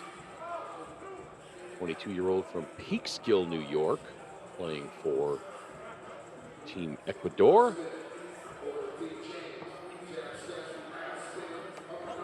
Nice move by Delroy James. His shot is blocked. Looked like James had a Duras says, no, sir. Get that out of here, because it looked like James had the pull up before. Then he pivoted once too much, and they got himself in trouble. And Guerra made sure that he knew all about it. Boy, Guerra with some strong defense on Delroy James. Now Guerra the kick out. 2 on the way. Missed wide right for Martinez.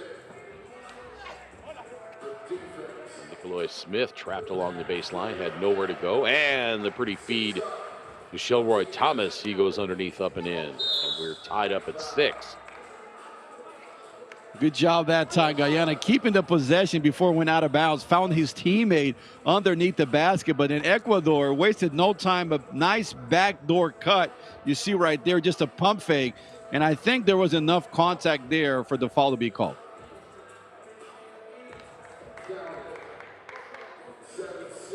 That free throw up and good for Edward Sanchez, and Ecuador back on top by 1. 7-6, and then Gordon James muscles his way to the bucket and lays it in with the right hand.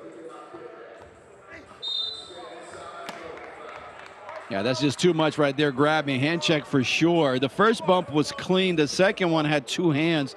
So Jordan definitely got fouled that time. I would go right back to him, as they seem like they will right here.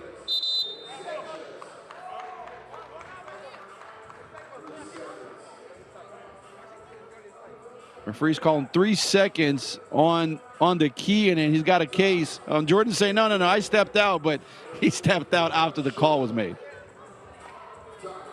2-pointer by Gordon James missed. As we hit the 4.5-minute mark here, we are tied at 7. Guyana had the early lead. Ecuador tied them, took the lead, and now we're tied back up at 7. It's been an entertaining game so far.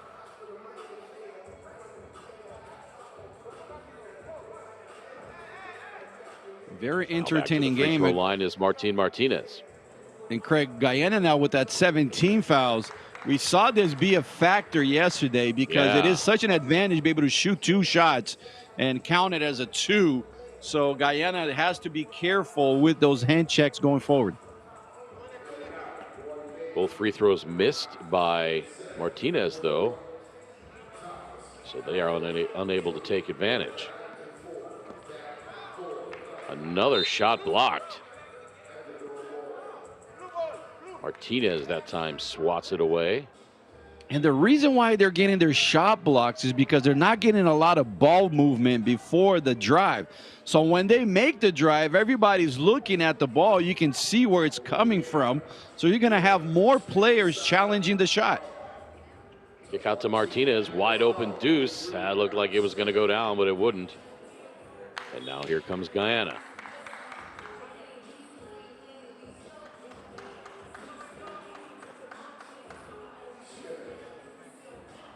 Substitution before this next play here. Gordon James working on Cardenas. Couldn't get the shot to go. No, Martinez bumped on his way to the bucket. Kick out 2 is up and good. Alexander Guerra gives Ecuador its biggest lead of the game at 10-7. And now a steal underneath by Cardenas.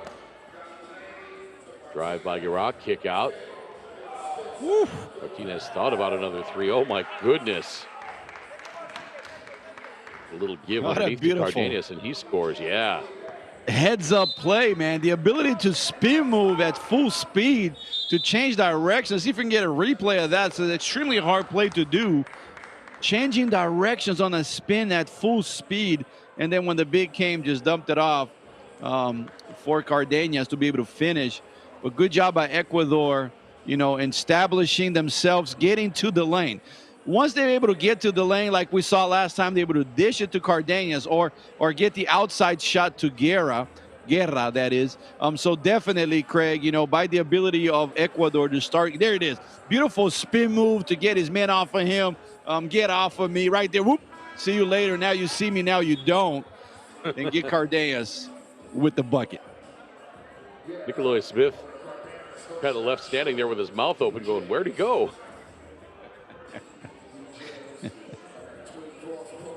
Now the pull-up by Delroy James, a little too strong. Rebound Martinez. Coming up on 3 minutes to play, Ecuador with the 4-point lead. Math was never my strong suit. And it looks like one of the Guyana players is injured, and so the sportsmanship there. Ecuador doesn't take advantage of the player down. And this should be a kick ball violation here. No call on the play. The ball was on the floor, and then Ecuador kicked it. So good job, turnover.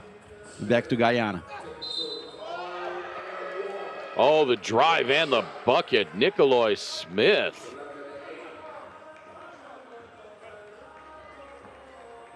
And that's Guyana's game plan, Craig. They're going to put their head down. See right there, no hesitation. Just go to the rim, 1-2 dribble, and go up with it. So if you're Ecuador, you might want to try to back off maybe an arm or 2 arms length and allow Guyana to take the outside shot rather than going to the basket. Smith could not complete the 2-point play, and now here's Sanchez back the other way. And the 2 is up and good. Shelroy Thomas gets Guyana back to within 1 at 11-10. 2:22 to play.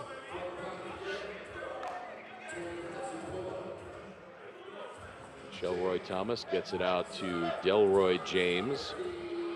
Delroy back out to Shelroy.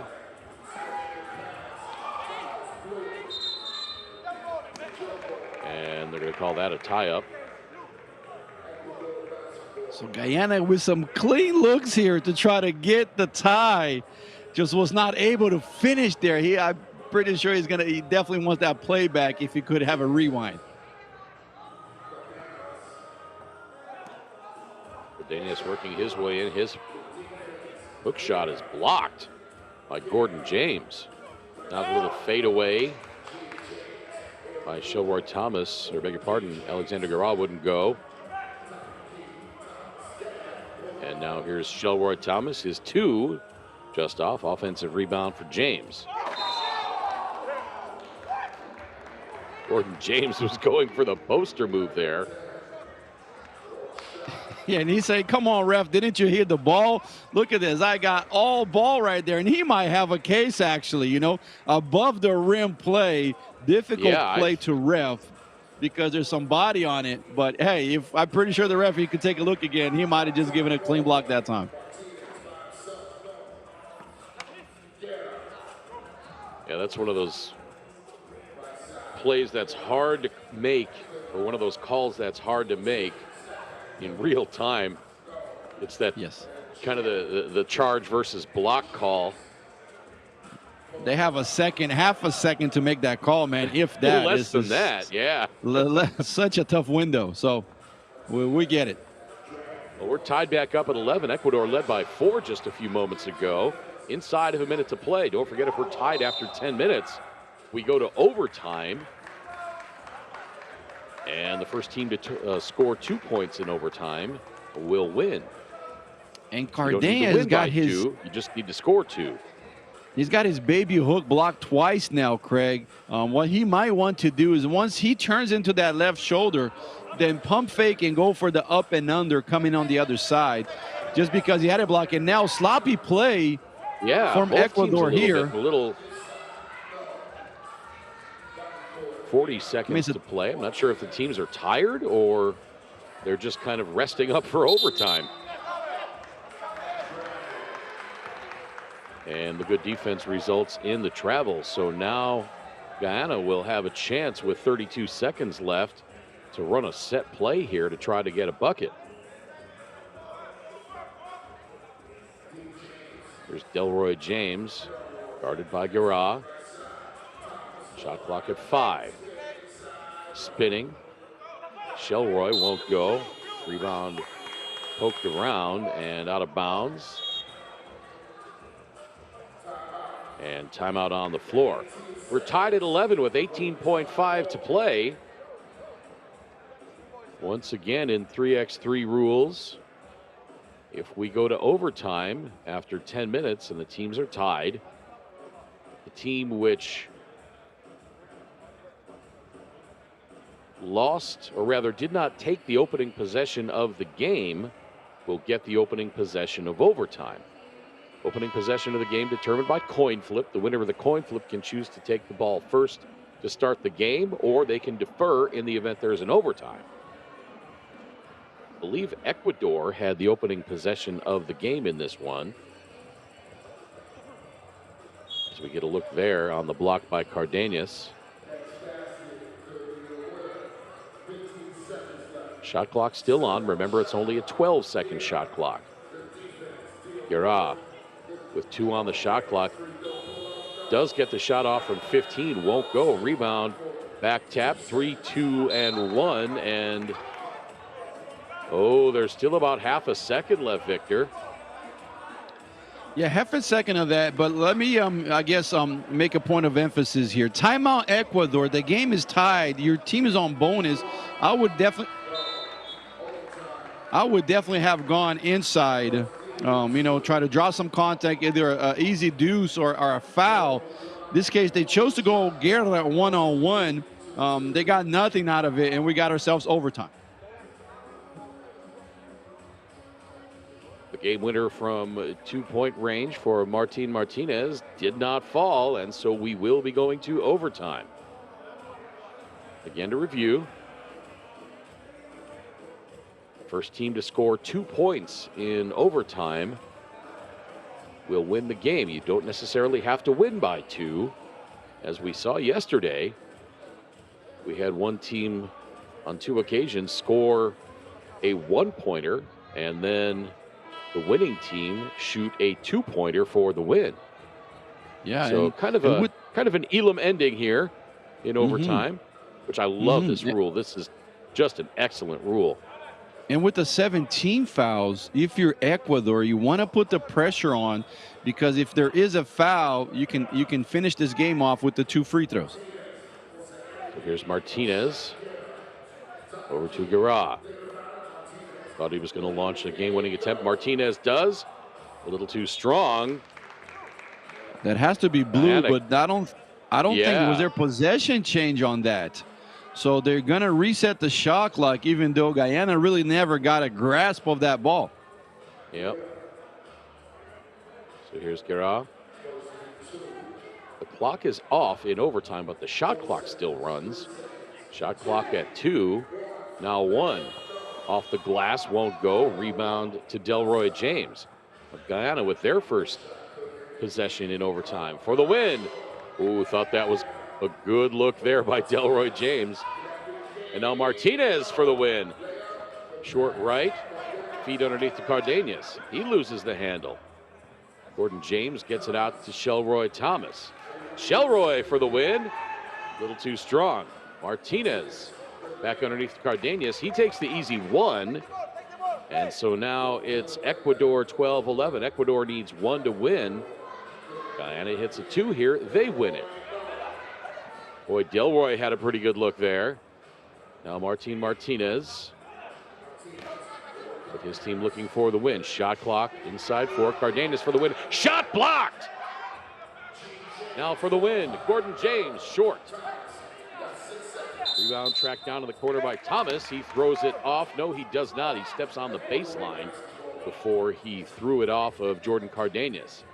Yeah, what a beautiful huge block that there. was. A game-saving block by Gordon James. Here's Martinez between the legs, now to the free throw line, handing it outside. Here's Guerra. Spacing. Shot clock. Did he get it off? It didn't go anyway. Cardenas can't get the rebound. Delroy James on the right wing, guarded by Martinez. For the win. Off the glass and in! Delroy James gives Guyana the win. A 2-pointer off the glass. And Guyana takes it 13-12. Just like they drew it out, Craig, you know. Make sure you jab step and then shoot that ball off the glass from the 45 for the game winner. That's exactly how they drew it up. Oh, my goodness. Ecuador had so many good looks at it down the stretch. And in overtime, Cardenas had the shot blocked. And then Delroy James with the game winner for Guyana over Ecuador.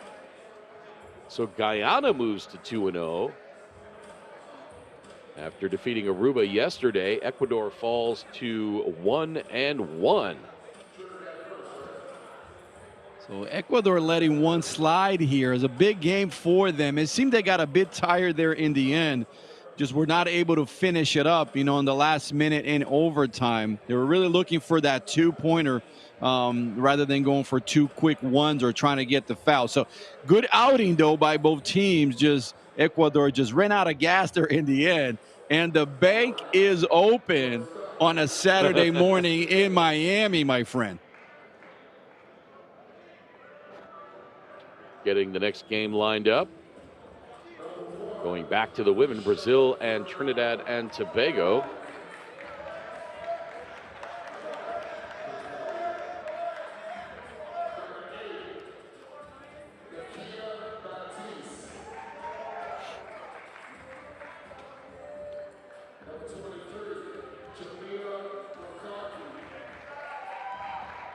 As we get a look for the first time since the first game this morning. Trinidad and Tobago, they are wearing red this time.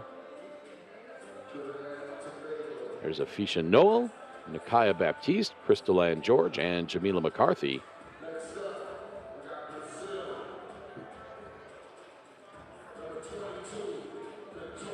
Trinidad and Tobago defeated Barbados in the first game of this day, 21-13.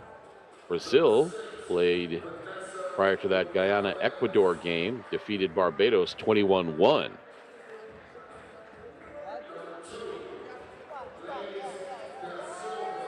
And this will be an interesting matchup. You know, once again, Brazil has a very disciplined, trained team. You know, they look good in their first game. They look good as they look in these uniforms. You know, beautiful, just a beautiful setup. So Brazil had a great game to start. So shout out to the Confederation on their program that they're having. And Trinidad also had a very good outing in their ability to control the paint. You know, win the key game inside the lane. So let's see how these both teams match up in the beginning of the game and get that inside presence. Who's going to be the one dominating the paint game and on this match? Brazil wins the toss. And there's our officials for this game. Kayla Dawson and Gonzalo Paz.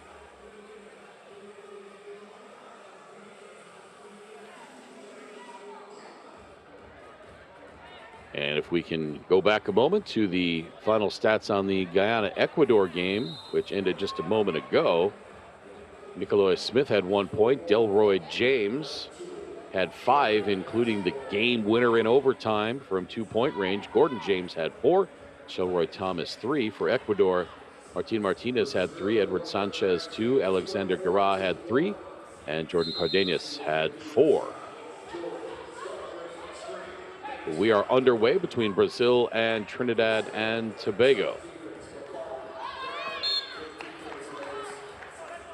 And it started the exact way I expected to be. Both teams fighting hard for position down low. You see right there, even before the game starts, even the ball's being played, Trinidad trying to establish the low post game. Yeah, this is not necessarily going to be an easy matchup for Brazil. Trinidad and Tobago has some length. Afisha Noel at 6'3", Crystal Ann George at 5'11", and Jamila McCarthy at 6'4".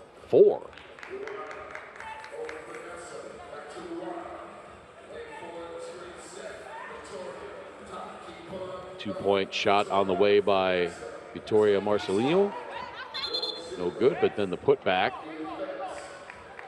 by Gonçalves. And Brazil's on top 1-0.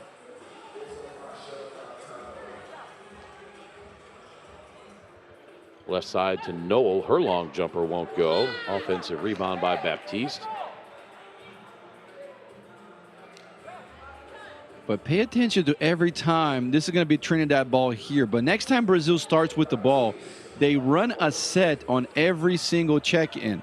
Either straight to a quick hitter or quick hitter into a pick and roll. They've done this already. Let's see here now as they set up. They start with both the players up in the elbow, and they either go with the ball screen or away from the ball screen. Let's see here what they run, as this is a very well-coached team. Offensive foul against Nakaya Baptiste turns it over to Brazil. And the bounce pass into the post. Pretty spin move toward the baseline for Gonçalves, and she gives Brazil a 2-0 lead. Here comes Baptiste. She gets it back, loses her defender. It's 3-on-2 for Trinidad. They could not take advantage of the Brazilian defender being out of the play.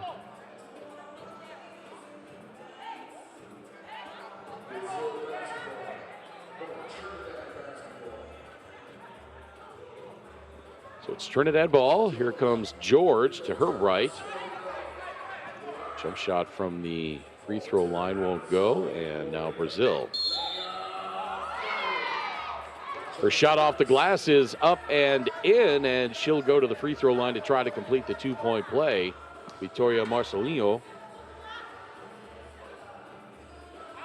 Yeah, good job that time, Vitória Marcelino, able to get to the hoop. It seemed like she shoved for her feet for a second before she left, but no call, and she's going here for the N1. The 2-point play the hard way.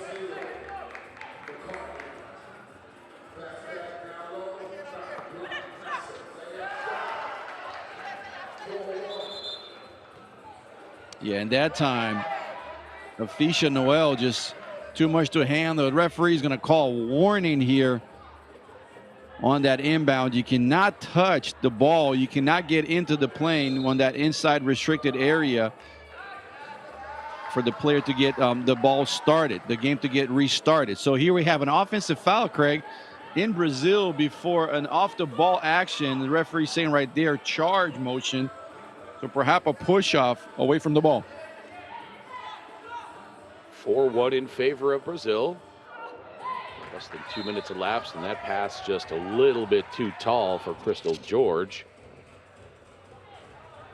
Had to be really tall for the 5'11" George not to be able to track that down. And it's Brazil ball. Here's Gonçalves driving on Noel. Her shot won't go. Rebound to Baptiste, and now some battling away from the ball. Yep. And this is exactly what we expected going into this. Noel and Gonçalves. And Kayla Dawson making sure everybody's settled down. And she's saying 10 seconds on the shot clock, too.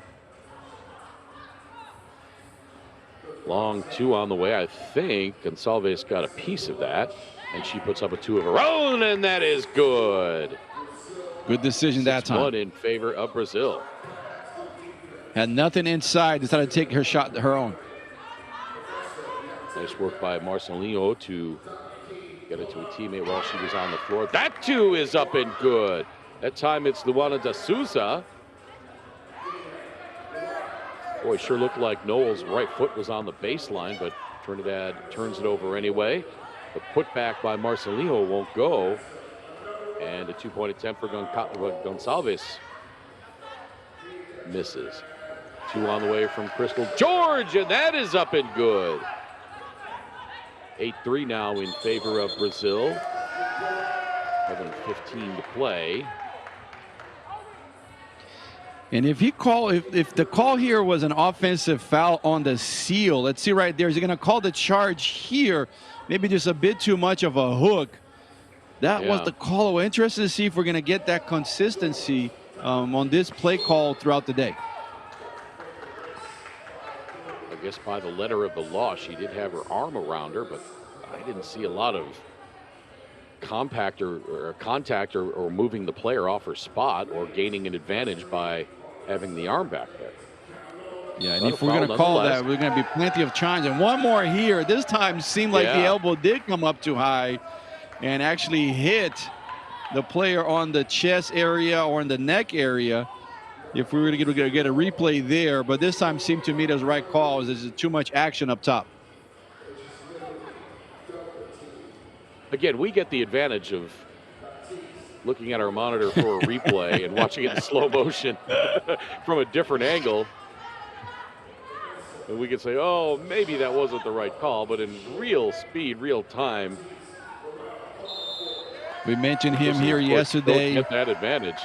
Let me mention him again. Ruben Mañano, Olympic coach, medalist, gold medalist, right? Legendary coach down in South America. He always says, you know, with the newspaper on your hand the next day, everybody is a war general, right? So if you know what's going on and you're going to give your comment, then we're going to get it right. Now, the people down there, the referees itself, they don't have that privilege of the replay. They don't have the privilege of see what the outcome was.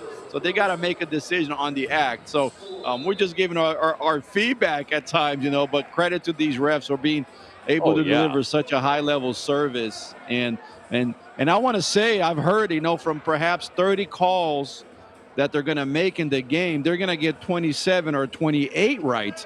So we're talking about, you know, the guys are going to get up in the 90%. So that 10% that we miss, we should not worry about. These are the best officials in the world. Standard training. So familiar with the rules. The enforcement is very consistent.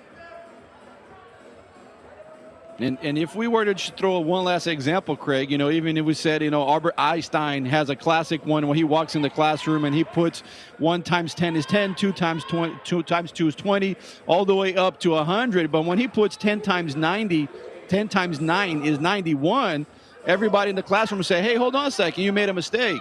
And he said, yeah, I made one mistake and I got 9 right. And we paid attention to the one that we made a mistake to. So I think that happens a lot with the referees. You know, they get 90% of the time right, and we remind ourselves about them on that 10%, that little one that they made. And the beauty of it, Victor, is they rarely make a mistake on a big key call.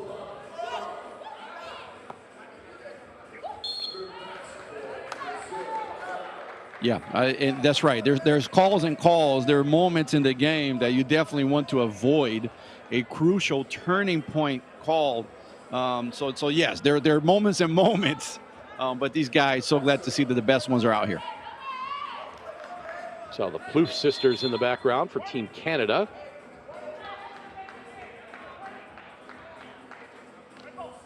So now Brazil gets the warning medalist in this event for not allowing a quick restart from Trinidad. But go ahead, Craig.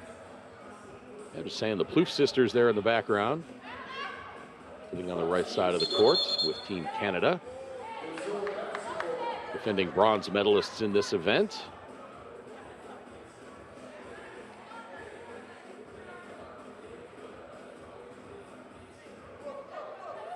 Brazil leading 10-4, each team with 5 team fouls. Coming up on 5.5 minutes to play, that too short. I notice our on-court host / public address announcer / semi-play-by-play guy is seated today. He was on his feet all day yesterday, every second of every game. Can't say I blame him for sitting down today. I don't think I could call all those games we called yesterday standing up. Not at my advanced age. And now a 2 from the corner. It's Brazil up by 8. And the reason why Luana was able to knock down this corner shot is because Brazil does a great job in transition with finding. So there was a flare screen. There was a screen that allowed her to go to the base, just like right there. See, there's a flare screen right there. And Brazil with the open up shot from the corner that time. Now an open look from 2 for Crystal George. It won't fall down.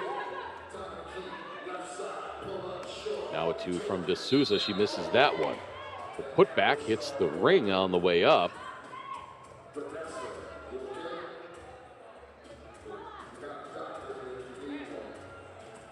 Vanessa tried to go quickly reverse. Noel. Yeah. Yeah, Noah just seemed like she had her hands up, but just brought it down a little bit. And Brazil in full cruise control mode, even though this team plays hard, man. You can see the determination and the way their body language and the way they're playing with each other. So Brazil coming here with a serious agenda. And although Brazil beat Barbados 21-1 in their opener just a little bit ago, they look a lot better in this game. Yep. And that's because, you get that first game out of your belt, you're able to now sweat it off a little bit. You can there is a comfort level that brings confidence, right? So once you're able to settle in, now all of a sudden you can get comfortable and try to play to your maximum. And Brazil's doing that. This is a very athletic, tough team that can play multiple positions. So Brazil, interesting squad.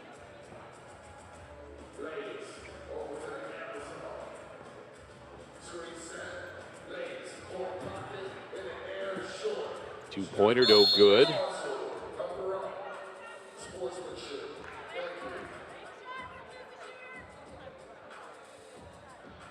De Silva helped up off the deck. She gets up, hobbled a little bit. Ooh, yeah, she went down hard after the collision with big Afisha Noel. Silva at 5'5", Noel at 6'3", and Silva getting a little bit of attention there. Went down hard on that hip and lower back tailbone area.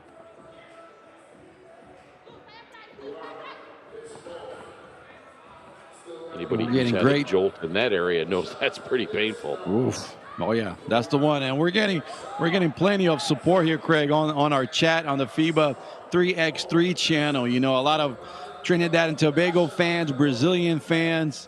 We had several of Haiti fans coming through. So if you're watching us, say hi to us, ask your question if you want even. And we're here all day with you on the 3x3 AmeriCup 2022. I had a chance to do that in the U18 World Cup,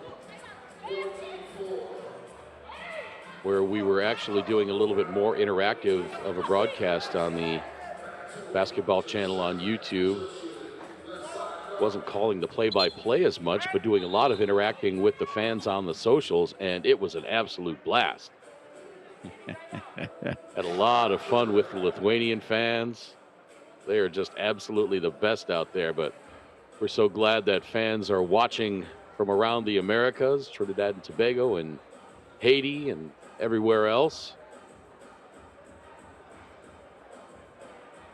Yes, we are in basketball in a great place right now. Everyone, the sport's so popular. Everyone just wants to be a part of. So honored and so happy to see countries and our fans here in the live chat, coming through and watching us on the AmeriCup 3x3 2022. Beautiful replay of Luana de Souza. She was, of course, looking at the backboard, but looked like she was looking right at all of us. Gonçalves made that pass inside difficult, but now Trinidad scores, and it's 14-5, 3:17 to play. Gonçalves goes reverse and scores, gets the lead back to 10. Here's Jamila McCarthy, beautiful move. A little wide on the layup attempt, though. Now Gonçalves off the glass again, the quick turnaround, and she scores over Nikaya Baptiste. Spinner Gonçalves won't go. Put in a clinic, Craig, on how to utilize your body and gain positions. She's just able to do the work before the ball comes, so when it comes, she's right near the basket. Look out to Gonçalves, beats the shot clock, but the shot won't go. And the rebound back tapped out of bounds by Crystal George, and possession will stay with Brazil. 16-5, 2:35 to play. Once again, alongside Victor Mansouri, I'm Craig Feda. Glad you can be with us wherever you're tuned in from, around the Americas or around the world. Watching on the basketball channel on YouTube. Layup attempt misses, and Baptiste circles it all the way around, misses the jumper. Victoria Marcelino misses the three. There we go again. Another quarter in the jar, misses the two-point attempt. That was one of those where she was so wide open she thought about it. Just launch that thing. See that so many times. A guy or a gal will be out behind that three-point arc, can't believe that they're that wide open. They'll pull it back down and then shoot it and miss it. Two-pointer by Noel misses.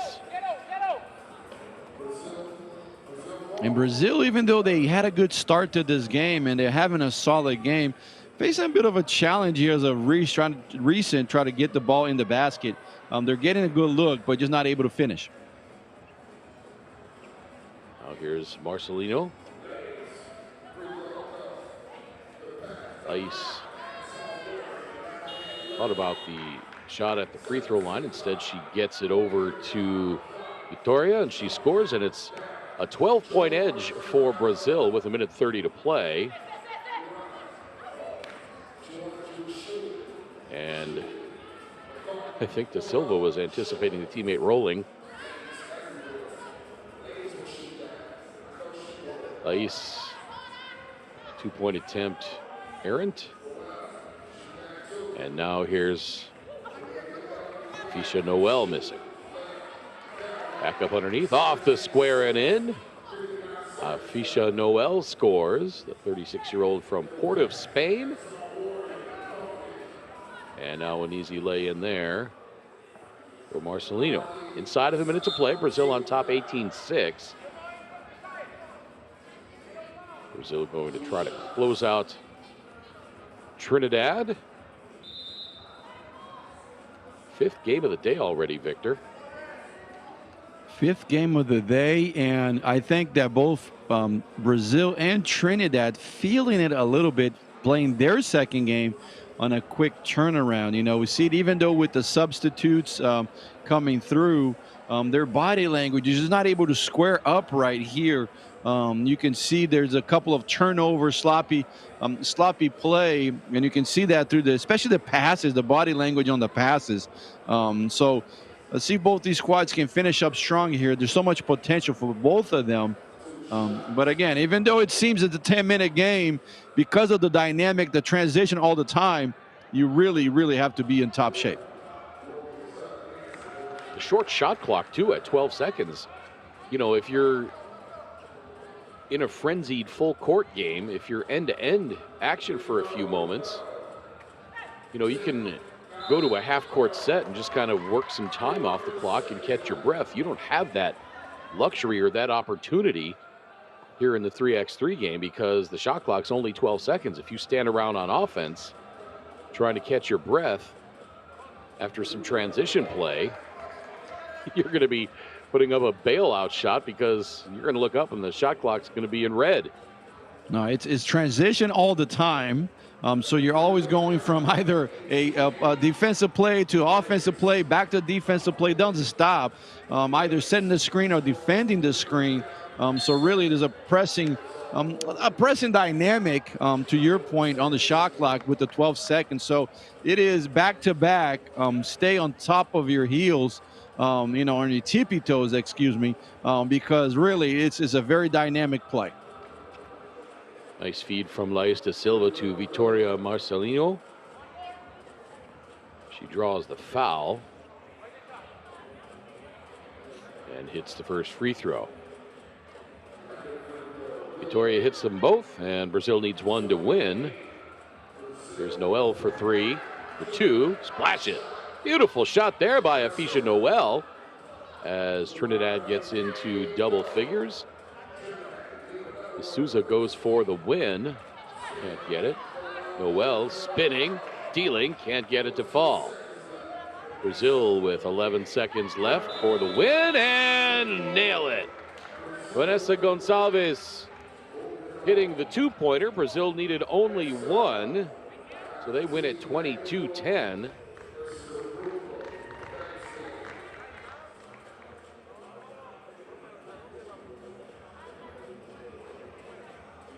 So convincing win by Brazil here, Craig, as expected. This is a team that does have the control of the lane. They do have set plays. They have very decent outside shooting. So Brazil imposed their will, kept the turnovers low, and really able to walk out here with their second win of the day. Beautiful play here by Vanessa Gonçalves. She went baseline perhaps twice, and an awesome job, just an absolute clinic on how to seal the player down low and get the position. So Brazil with a solid, convincing win. Back to the men's draw next for Ecuador and Aruba. Brazil moves to 2-0 in group play. Trinidad and Tobago falls to 1-1.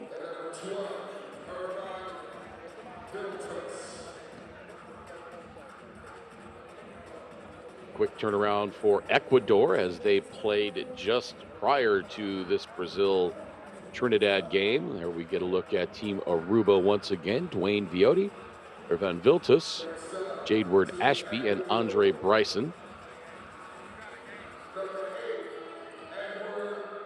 Aruba defeated Haiti 21-4 in the first men's game this morning.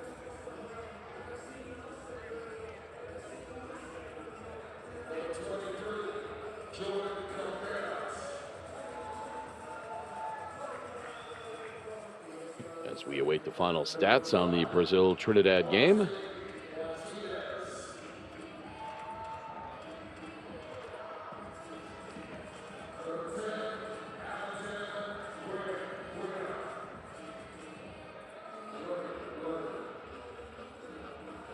So Lais da Silva did not score in that game. Luana de Souza had 5. Vanessa Gonçalves had 9. And Vitória Marcelino had 8. For Trinidad and Tobago, Afisha Noel had 5 points. Micaiah Baptiste had 1. Crystal George had 3. And Jamila McCarthy had 1 as well. Ecuador wins the toss as we get a look at some of the fans there. Our officials for this one, Deanna Jackson and Felipe Valenzuela.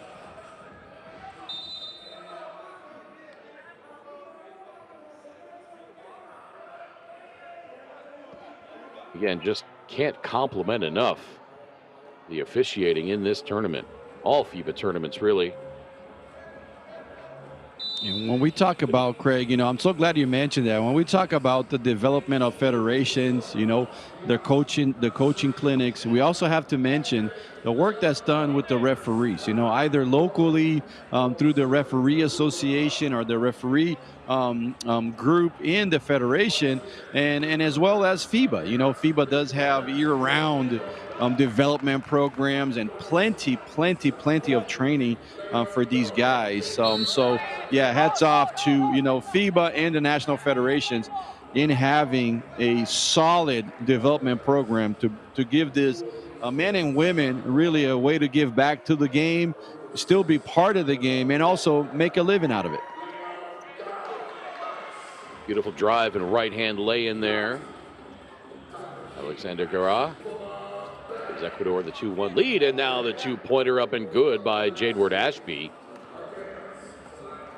Now Cardenas working his way in as it's stripped away by Viotti, and it's going to be Ecuador ball. A lot of people say, there's 6'9", biggest player on Aruba, 6'1", Wayne Viotti. So no doubt Ecuador is going to look to feed the big man. But Aruba on top right now, 3-2, as Andre Bryson slips away from his defender, making it 4-2. And Jordan Cardenas looks a little frustrated here early on. He does, and because it's a quick turnaround, they got to really forget what just happened and play this new game. And all of a sudden, he got the ball down low this time and brought it down a bit too much. So Cardenas, he's getting the argument he got hacked, and perhaps he did in the face there. But he brought the ball down, which allowed for the reach in. As you catch, you want to go right back up with it. So absolutely right, Craig. Quick turnaround here for Ecuador. Let's see if Cardenas can, get their emotion in check and be able to put their best outing here.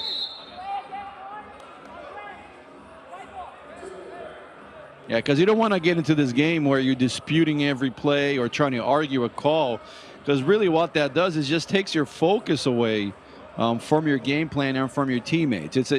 At this level, you are really not fighting, but you're competing against yourself, first of all. And then second, you are also putting your best outing for your teammates. If you do that, if you do what you're supposed to do, it doesn't matter who you're playing or who the referees are. That's the best way to pull out your full potential. Two-pointer missed by Ashby. Aruba gets it back. 2 on the way. That's good. So late closeout led to an open 2 there. And now Cardenas scores. Make it 7-3. You see that? That's just too much room. Wow, you can't allow, Craig, just too much room. You can't be guarding from the free throw line. You got to close out that perimeter, or else you're going to get beaten going to the basket. Ecuador's got to get some stops here. That time Cardenas draws the foul on the drive by Bryson. And they just emphasize our point there. Bryson goes right back to the one-on-one with Cardenas, because Cardenas staying at the free throw line. And even though he pretty much challenged that going up, he's a step behind because he's giving too much room for Aruba to come downhill on that one-on-one. Rebound goes off the hand of Cardenas, so it's Aruba ball, and now Bryson launches the deuce, and that is good. Aruba now with a 10-4 lead over Ecuador. Drive by Martinez won't go, and now here's Bryson again. Kick out to Viotti, and now underneath to Viltis. His shot is in, and Aruba running away with this one early. Ecuador trying to feed Cardenas, but Aruba's offense is the problem right now for Ecuador. The long deuce just short by Martinez.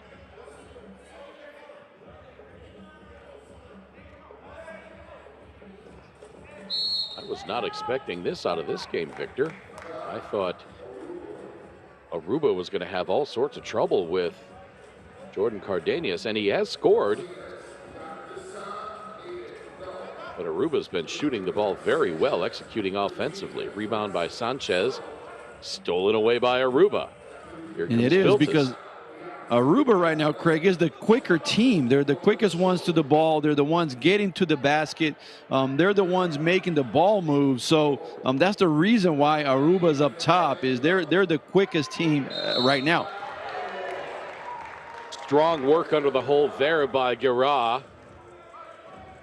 And he's going to go to the free throw line to try to complete the two-point play. And a timeout called. And if you're Ecuador, plenty of time for you to kind of buckle up your press a little bit, your defense, your one-on-ones. So if you can do that, keep Aruba on check, then you can climb back into this game. Plenty of time for them to do so, but they have got to be the better defensive team. Right now, the technique actually and the physicality just not there. Certainly not an insurmountable deficit for Ecuador. We saw yesterday a couple of big comebacks, most notably by the Jamaican women, down 9. Came back to win that one late. Ecuador down just 7 with still 6 minutes and 51 seconds to play. Iraq completes the two-point play, and it's 11-6. Kick out to Bryson. He drives, hangs inside the defense. Shot won't go. That was a tough shot by Bryson. All 3 Ecuador defenders were on that ball that time. And that's how you get back in it. You know, you challenge every single play. Forget the scoreboard. Just play the next possession. Garage shot. I think somebody got a piece of that from behind. And now here's Viltas handing it off to Ashby. Ashby picks up the dribble. Pass intercepted. 6:20 to play. Martinez feeds Guerra, and he scores, and it's 11-7. Ecuador back to within 4. In the blink of an eye, this 3x3 can turn around. Now the long 2 won't fall for Andre Bryson.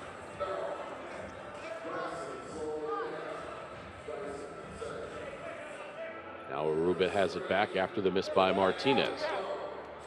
Right-hand drive, no. Cardenas getting a break on the bench for Ecuador as Martinez hits the 2. And now Ecuador trails by just 2, 11-9.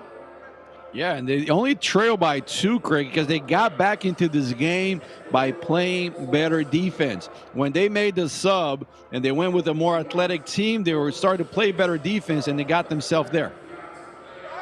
Now Cardenas back in the game for Ecuador.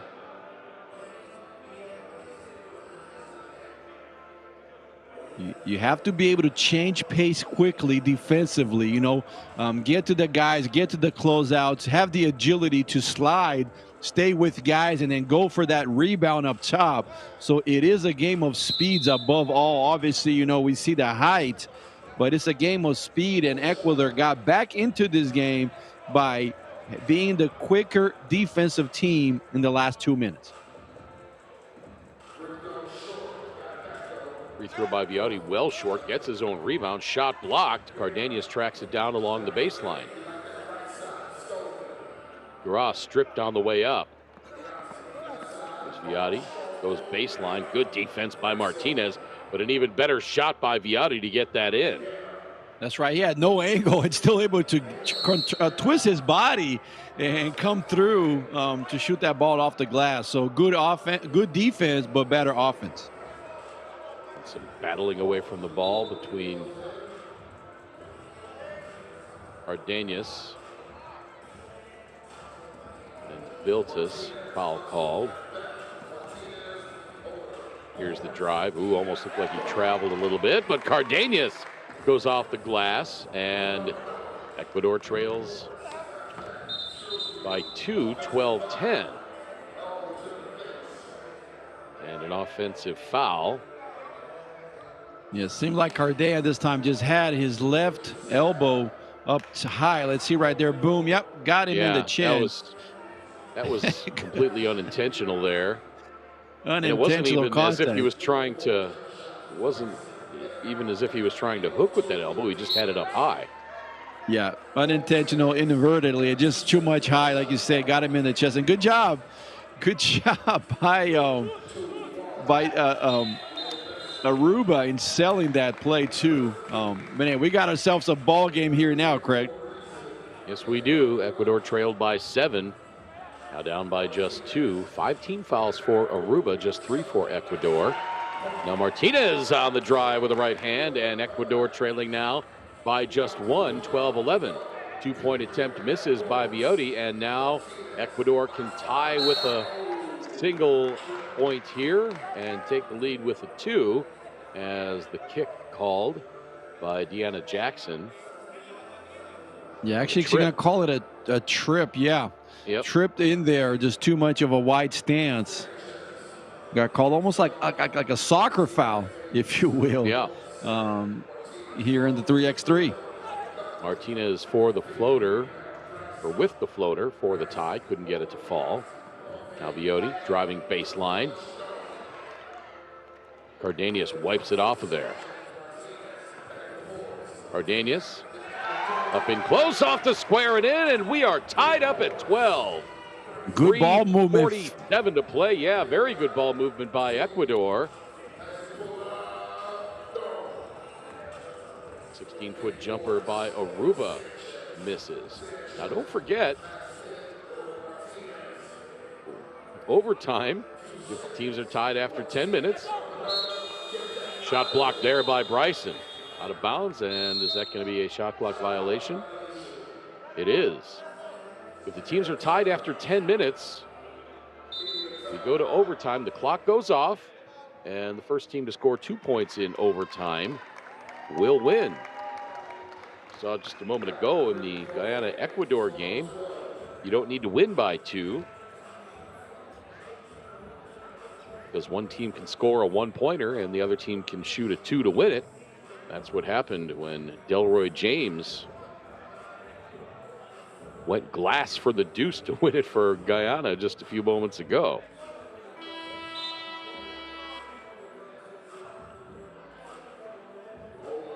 So what a momentum swing we have had today in this game. You know, Aruba started out with plenty of momentum, got themselves a lead, like you said, in Ecuador, right back into it, and we got ourselves a tight one.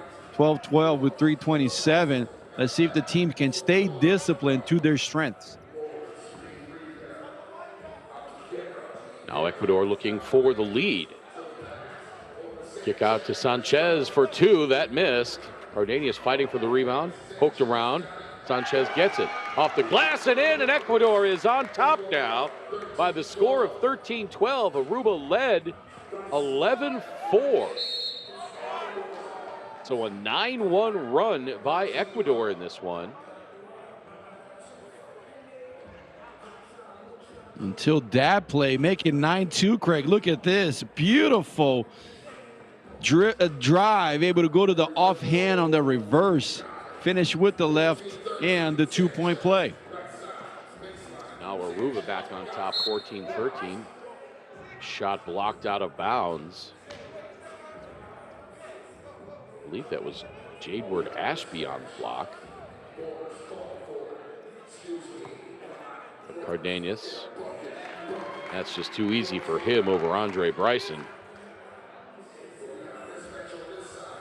If Ecuador can get Cardenas close to the bucket and feed in the ball, he's just going to absolutely torture Aruba. But Aruba's so active and athletic, they make it difficult to do that. And now Alexander Guerrero with the 2-pointer, and Ecuador back on top, 16-15. 2:12 to play. Spinning move by Viotti, and the foul called. And I think on the spin move, most likely going up. So this will be a shooting foul. Going to earn themselves a trip to the charity stripe. See right there, nice spin move, just a reach in. A lot of ball, but I guess some hand as well. But I'm with you. If I'm Ecuador, last 2 minutes here, I want to play from inside out as they have the advantage with Jordan Cardenas down low. Tied up at 16, and a foul called on the shot, and I believe that's going to be a technical. Yeah, we do have a technical Yes, it foul is. called by Deanna Jackson. Good pickup. again, Most likely there was. Yeah, go ahead, Craig. If you're used to the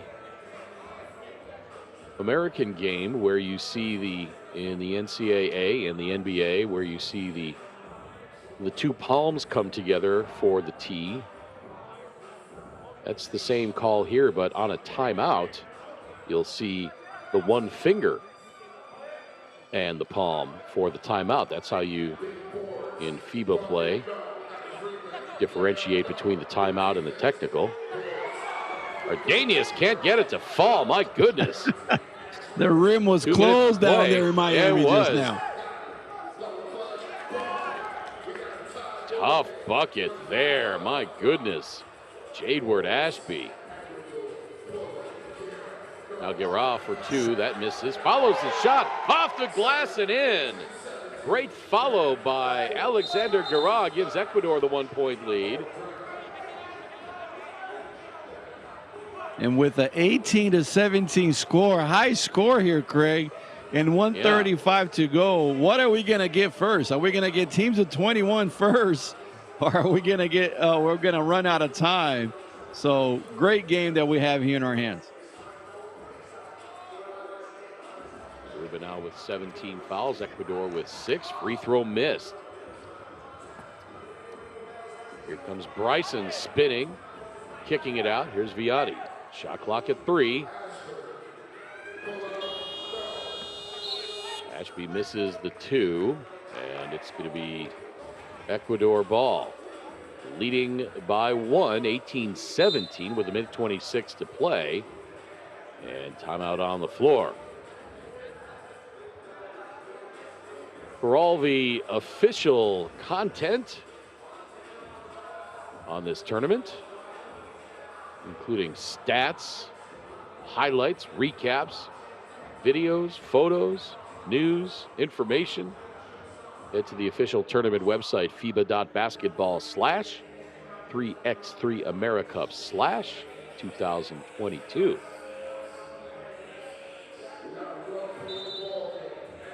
And if you're looking for information about 3x3, if you're new to the game,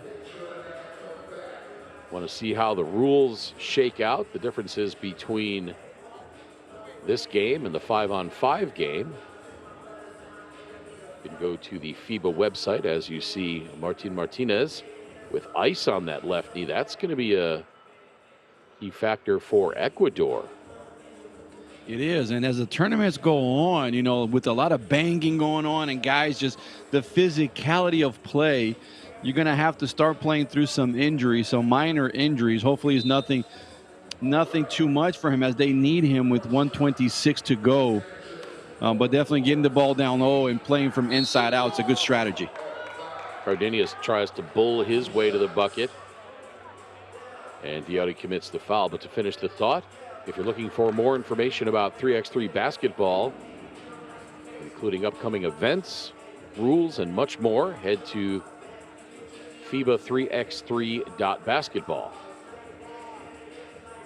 Cardenas misses the free throw. Going to put Ecuador to within 1 for the win with a pair of free throws here. Second one up and in. So now Ecuador can win it with a 2-pointer. 19-17, a minute 15 to play.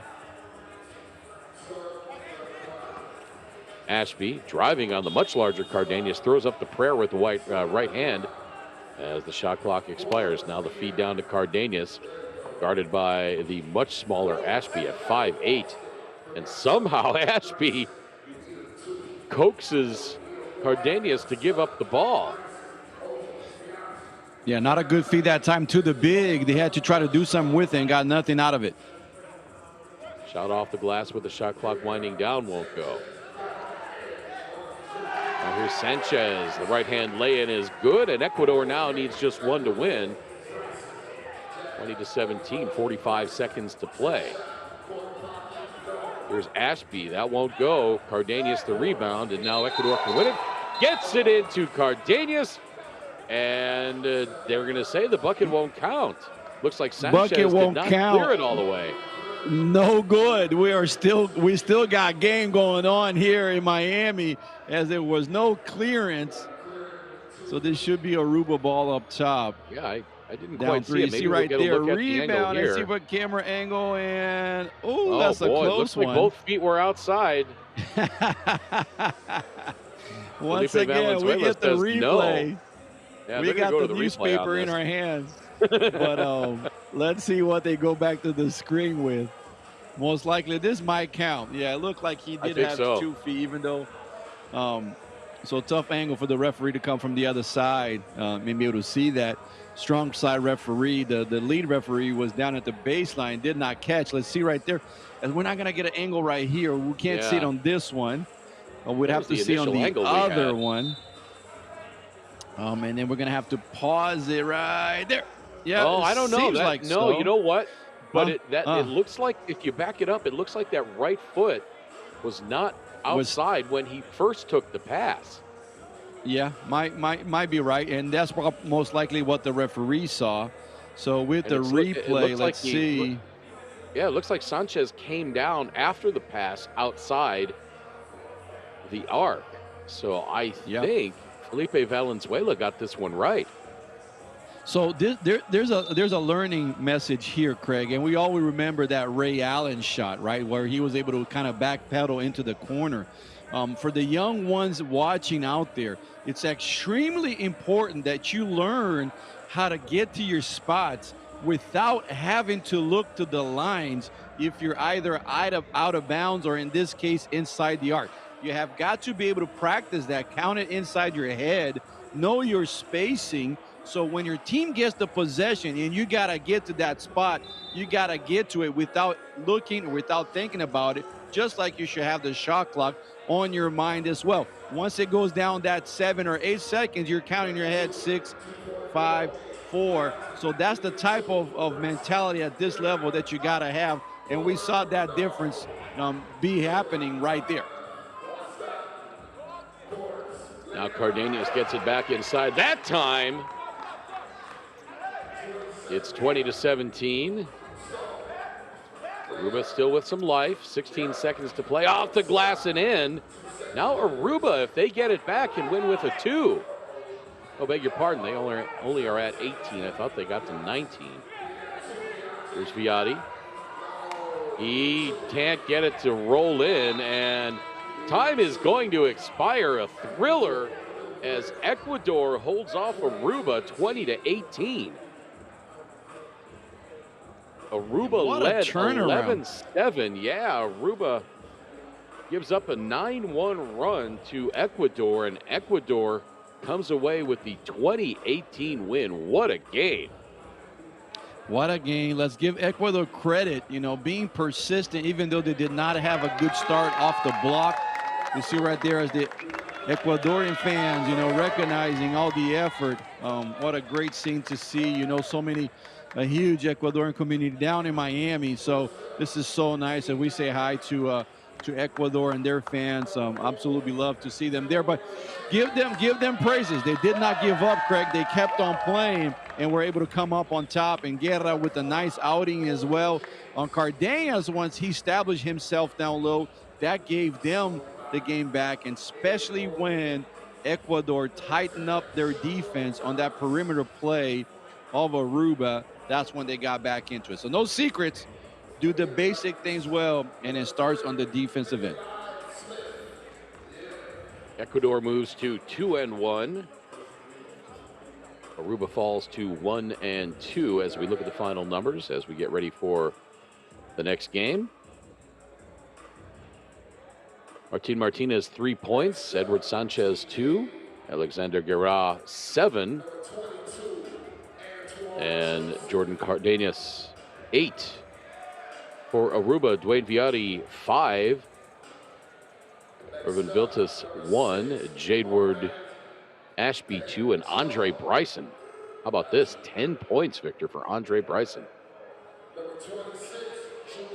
Andre Bryson, he's got that smooth game to him. You know, he's wearing that 2-4, that 24 that we all know about. So he's got that smooth game to him and able to get in that second game, you know, a little bit more of a, he was able to, you know, the ball handling was there, the ability to get to the hoop.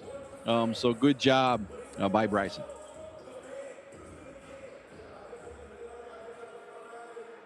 Next up, it's Haiti and Guyana.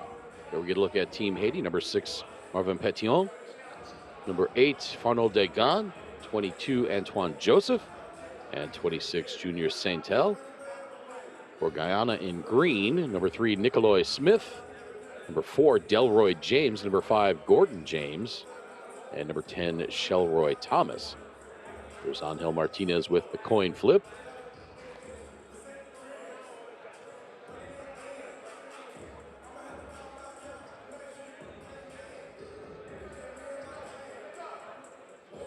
Angel says, hey, need to get on camera here. That's right. Angel, just an absolute master at this. Has been doing it for years. So happy to see him. There he is, Angel Martinez and Gonzalo Paz. Really, what an honor. Have had the opportunity to have lunch with him, you know, travel with him in the FIBA tournaments. And this is a guy, hats off to him, that everybody respects in the FIBA world, Angel Martinez. What a character.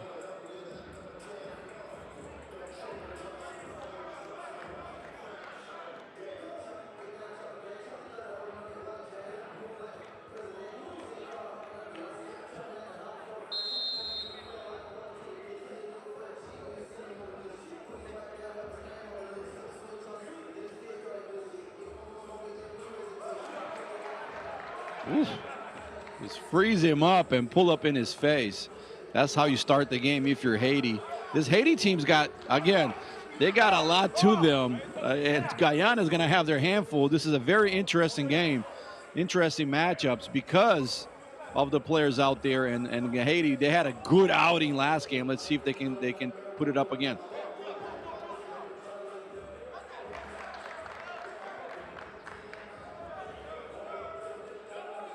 As we see them, yeah, going down low. Good spacing, enough spacing to operate. Yeah, that's what you do. You have the height advantage. You got the mismatch. Go down low and just pound the defender. Nothing they can do about it but double team. Delroy James, the rebound, drives, gives it up, tried to give it up underneath, but instead turned it over to Junior Saintel. Now the 2 on the way. That just rolls off. And the foul on the putback attempt by Saintel. Saintel, good job following the play there. You know, got the ball, went up strong with it, and a good hard foul by Guyana, making him earn it at the line. And young ones out there, have that routine for that free throw line. You know, be able to get yourself, you know, comfortable. You do have the 10 seconds to take that shot. So practice your routine, get your legs under you, and knock down those free throws. About above 80% is what we're looking for. 80% free throw line is what we're looking for at this level, Greg. You get to 90, obviously you'll be the best in the leagues. And if you're under at the 70 or 60, there's some room for improvement there.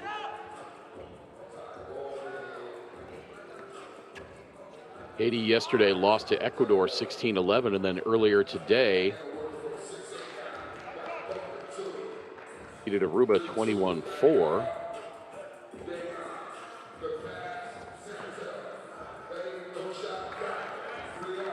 And now that time Saintel scores to tie it up at 3. Guyana yesterday defeated Aruba 20-14. And then just a little while ago defeated Ecuador 13-12 in overtime.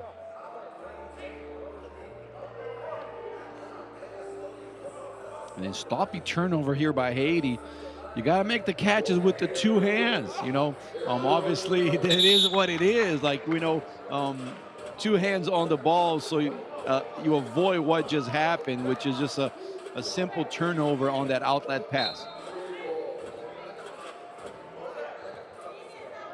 And I was saying here, got tipped, so it's going to remain. Got tipped by Haiti, Craig, is going to remain Guyana ball.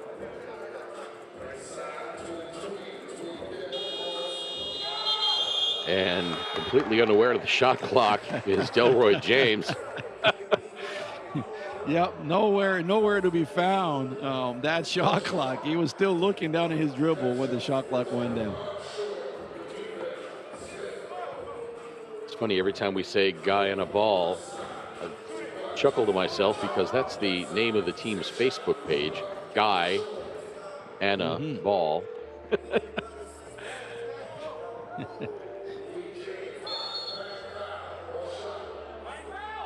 And Delroy James fouled on his way to the bucket. Delroy James taking no for an answer. You know, we saw him knock down the game winner last game. This time going to his left behind the back there to change directions and then earning himself a trip to the free throw line. So good job on that change of direction. Big on the drive, draws the foul.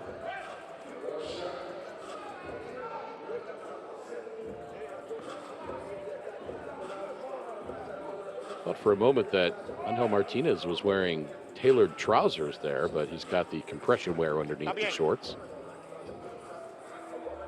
That's called professionalism.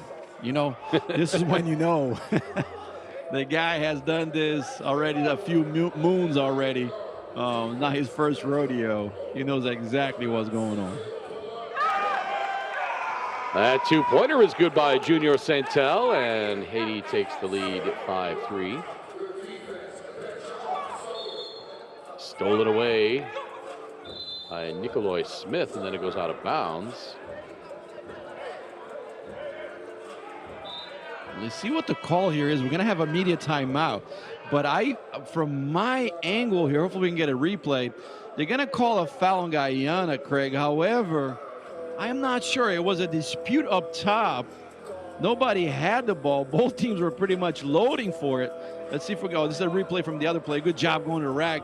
Follow your shot, young fella, and go quickly back up with it. And Gordon, he's just, James just a very difficult player to guard in that one-on-one. Anyhow, that last foul called here, not sure about. Seemed like none of the teams had control, fair fight, but referee saw it otherwise.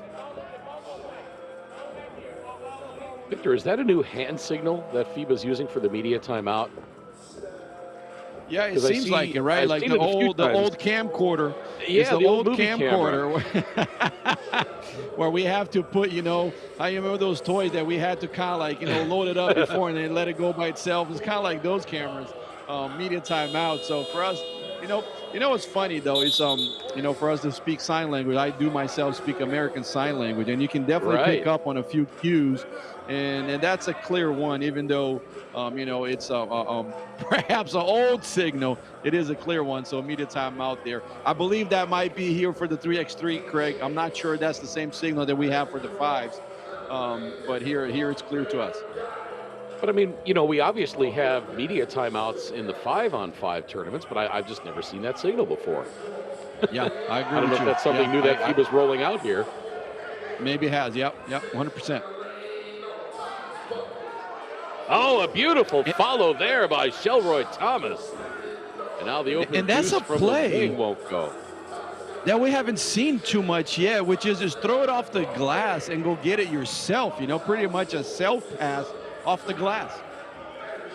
Shelroy Thomas scores, and we are tied up at 6.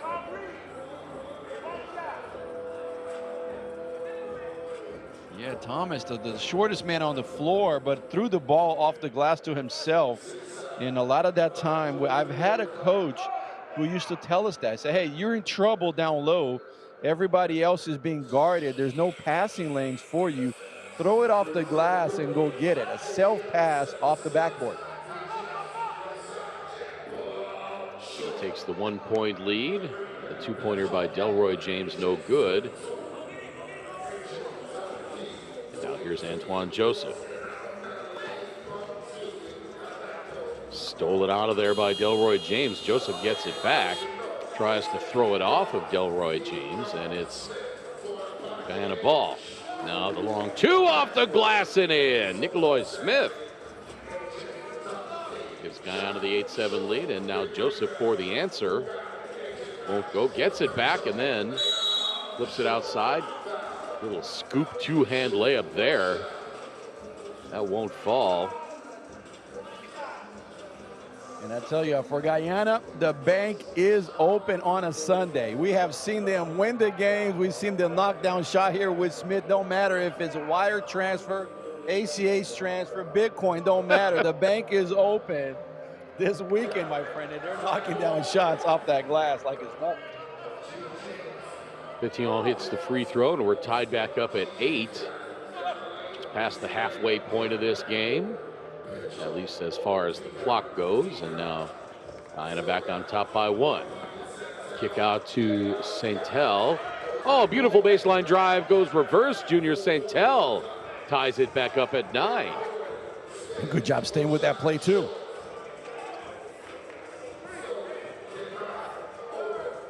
James saved it, but saved it inbounds to Degan. Two-point attempt misses, and now Guyana has it back. Here's Delroy going between the legs. And a whistle. A lot of that street ball 101. We also remember the N1 back then, you know. So just size him up right there, put him to sleep with the dribble between the legs. And then the Haiti player saying, hold on a second, I'm just defending here my ground. I got to stay here. But referee said, no, sir, you got him with the head check. Two-point attempt by Thomas misses, and we are still tied at 10.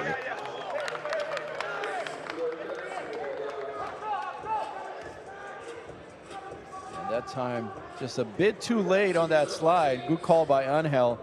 He said 2 hands there, push off. It's a bit too late getting to that baseline.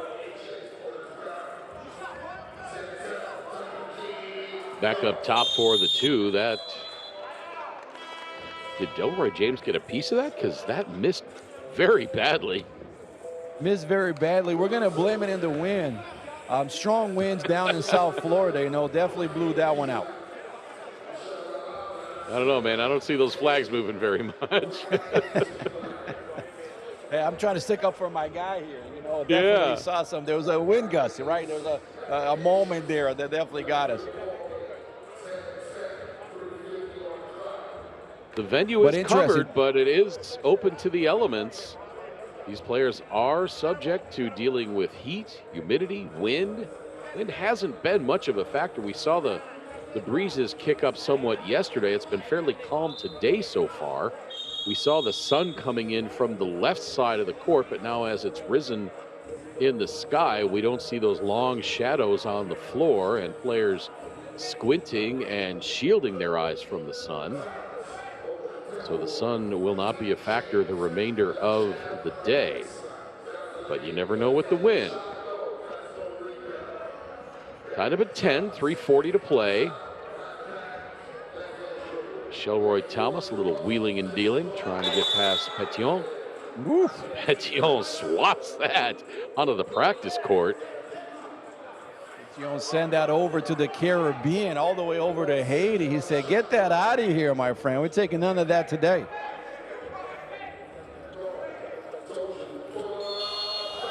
Pull up 2 with the shot clock expiring, and Shelroy Thomas will go to the free throw line for a pair on the foul on the 2-point shot. Thomas made something out of nothing. Short clock winding down. Haiti just has to be a bit more disciplined, challenge the shot, but don't get into his cylinder. And that time earning Guyana a trip to the free throw line that can be worth 2 points.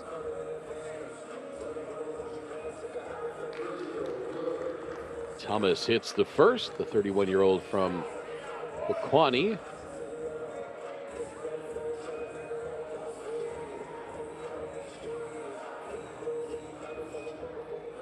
Again, you hear that music in the background. The music plays nonstop as Thomas hits both free throws. Yeah, just Had such a fun street feel. Now the two on the way. It was a good look there by Pétion, but it did not fall. Beg your pardon, that was Degan on the miss. 3:09 to play. Guyana leading by 2, 12-10. Guyana now with 16 fouls. Haiti with 5. And then James that time, Craig, just the ability to put it on the deck. Because he's left-handed, then all of a sudden once he switched to the other side on that 1-2 step, it confused the defender a little bit and committed the blocking foul.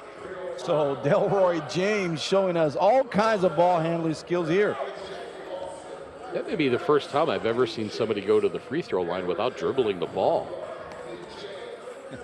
Usually guys and gals have a routine, and the foul on Gordon James on the rebound. Usually free throw shooters have a routine. They'll go up, they'll dribble it twice, pause, dribble it 2 more times, pause, dribble it once, flip the ball with a little backspin. You know, everybody's got their own routine. Yep. Delroy just walked out, give me the ball and I'll shoot it. I don't need to bounce it around. Walked out, man. Forget wasting this time. Really, you really want to get a good grip of the ball, right? So that palming is the first thing you have. You have the ability there to kind of like, hey, let me get a good grasp of it. And then you want to breathe a little bit, really measure that distance, you know, that you have towards the rim, and use your legs. And that's where the balance is. Use too much leg, too much power, no legs, are going to be short. So if you get a good palm, like you said, see right here, him spinning, kicking it to himself, take a breath, look at the rim, and then bend your knees, follow through. I mean, there's no secret to that. But without a dribble, I couldn't do it either. I'm with you. You want to get a hold of the ball a little bit. Oh, beautiful spin by Nikolai Smith. It wouldn't fall, but the putback is up and in. Now Guyana leading 14-11 inside 2:40 to play. Degan scores. Get Haiti back to within 2. Joseph denied that pass. Gets it back. Joseph attacks the rim off the glass. No. And now Joseph will go to the free throw line. They need a crane to help him up. I applaud the effort here. Both teams going hard, you know, on the floor, fighting for the balls, coming on from help side, challenging the play. So good job. I applaud both teams for going at it with 2:20 here to go. That's exactly how you want to finish it up. Joseph missing from the free throw line again. A couple of big misses here for Haiti at the free throw line, Craig. These points are going to be missed. You don't want to be playing from behind. That one rattles in. And now a 2 from the corner by Shelroy Thomas misses. Guyana gets it back. Now the drive.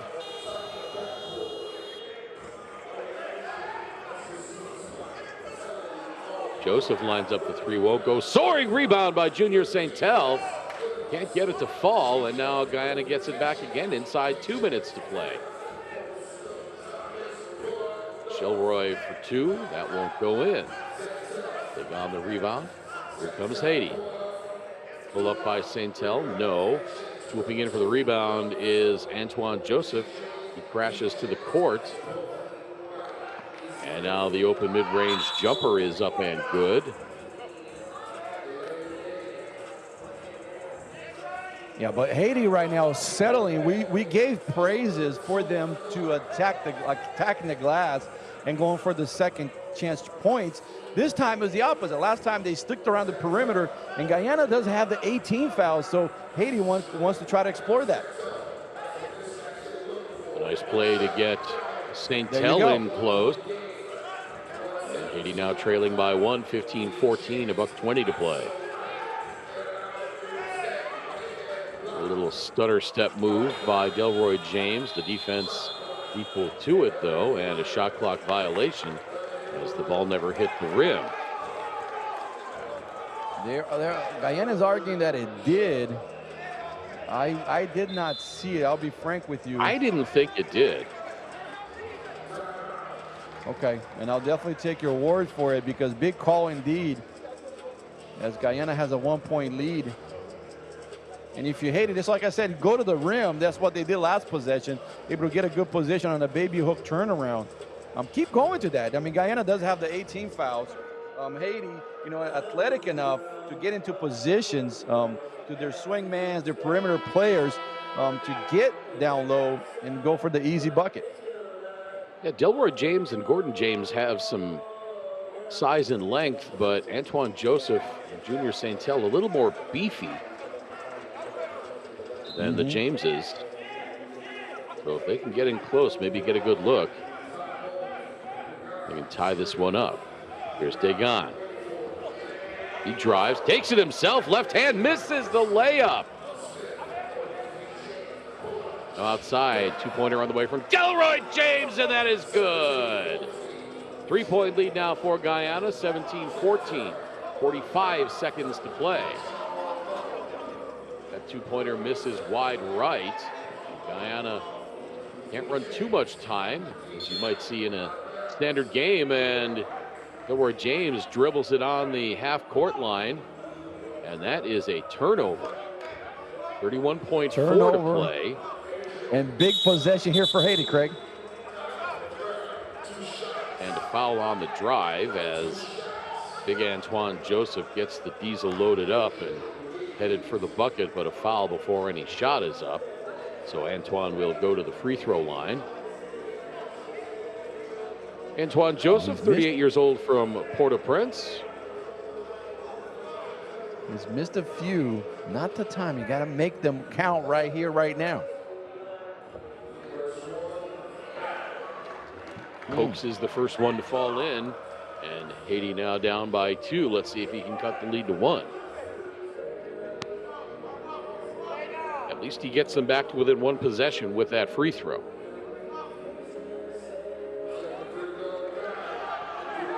The veteran sinks both free throws, and Haiti now down by just 1, and Guyana turns it over. Guyana turns it over carelessly on that outlet pass, just giving the ball over. Turnover, crucial turnover here. Joseph handing to Santel. He drives, hangs. Joseph can't get the tip-in rebound, but a foul called with 16.9 to play. And Joseph had a clean tap to try to tie this game, just completely missed, and then fouled afterwards. Now, if you're Haiti, you don't want to let the white. There's a 4-second shot clock differential. Oh, big 2-pointer there. Getting it to 19-16. They never reset the shot clock, I don't think. I don't think they reset the shot clock because the horn sounded. Haiti got it back, put up a 2, and then scored a 1.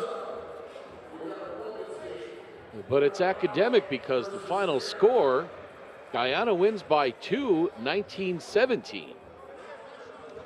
Guyana with some big buckets here. We've seen the man, Delroy Adrian James, knock down the winner in the first game, knock down a few big threes, or 2s, I might say, here in this game to pull up Guyana on top. Like you said, 19-17 with a humongous win over Haiti. Get to see the Canadian women up next for the first time, taking on Guatemala. Guyana finishes group play at 3-0. Haiti finishes at 1-2.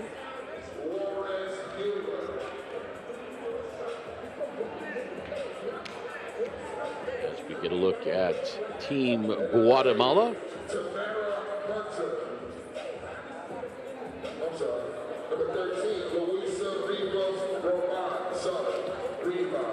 Look at Guatemala. For the first time, number 6, Michelle Garcia. Number 8, Vicky Juarez. Number 13, Luisa Rivas. And number 23, Natalie Pinelo.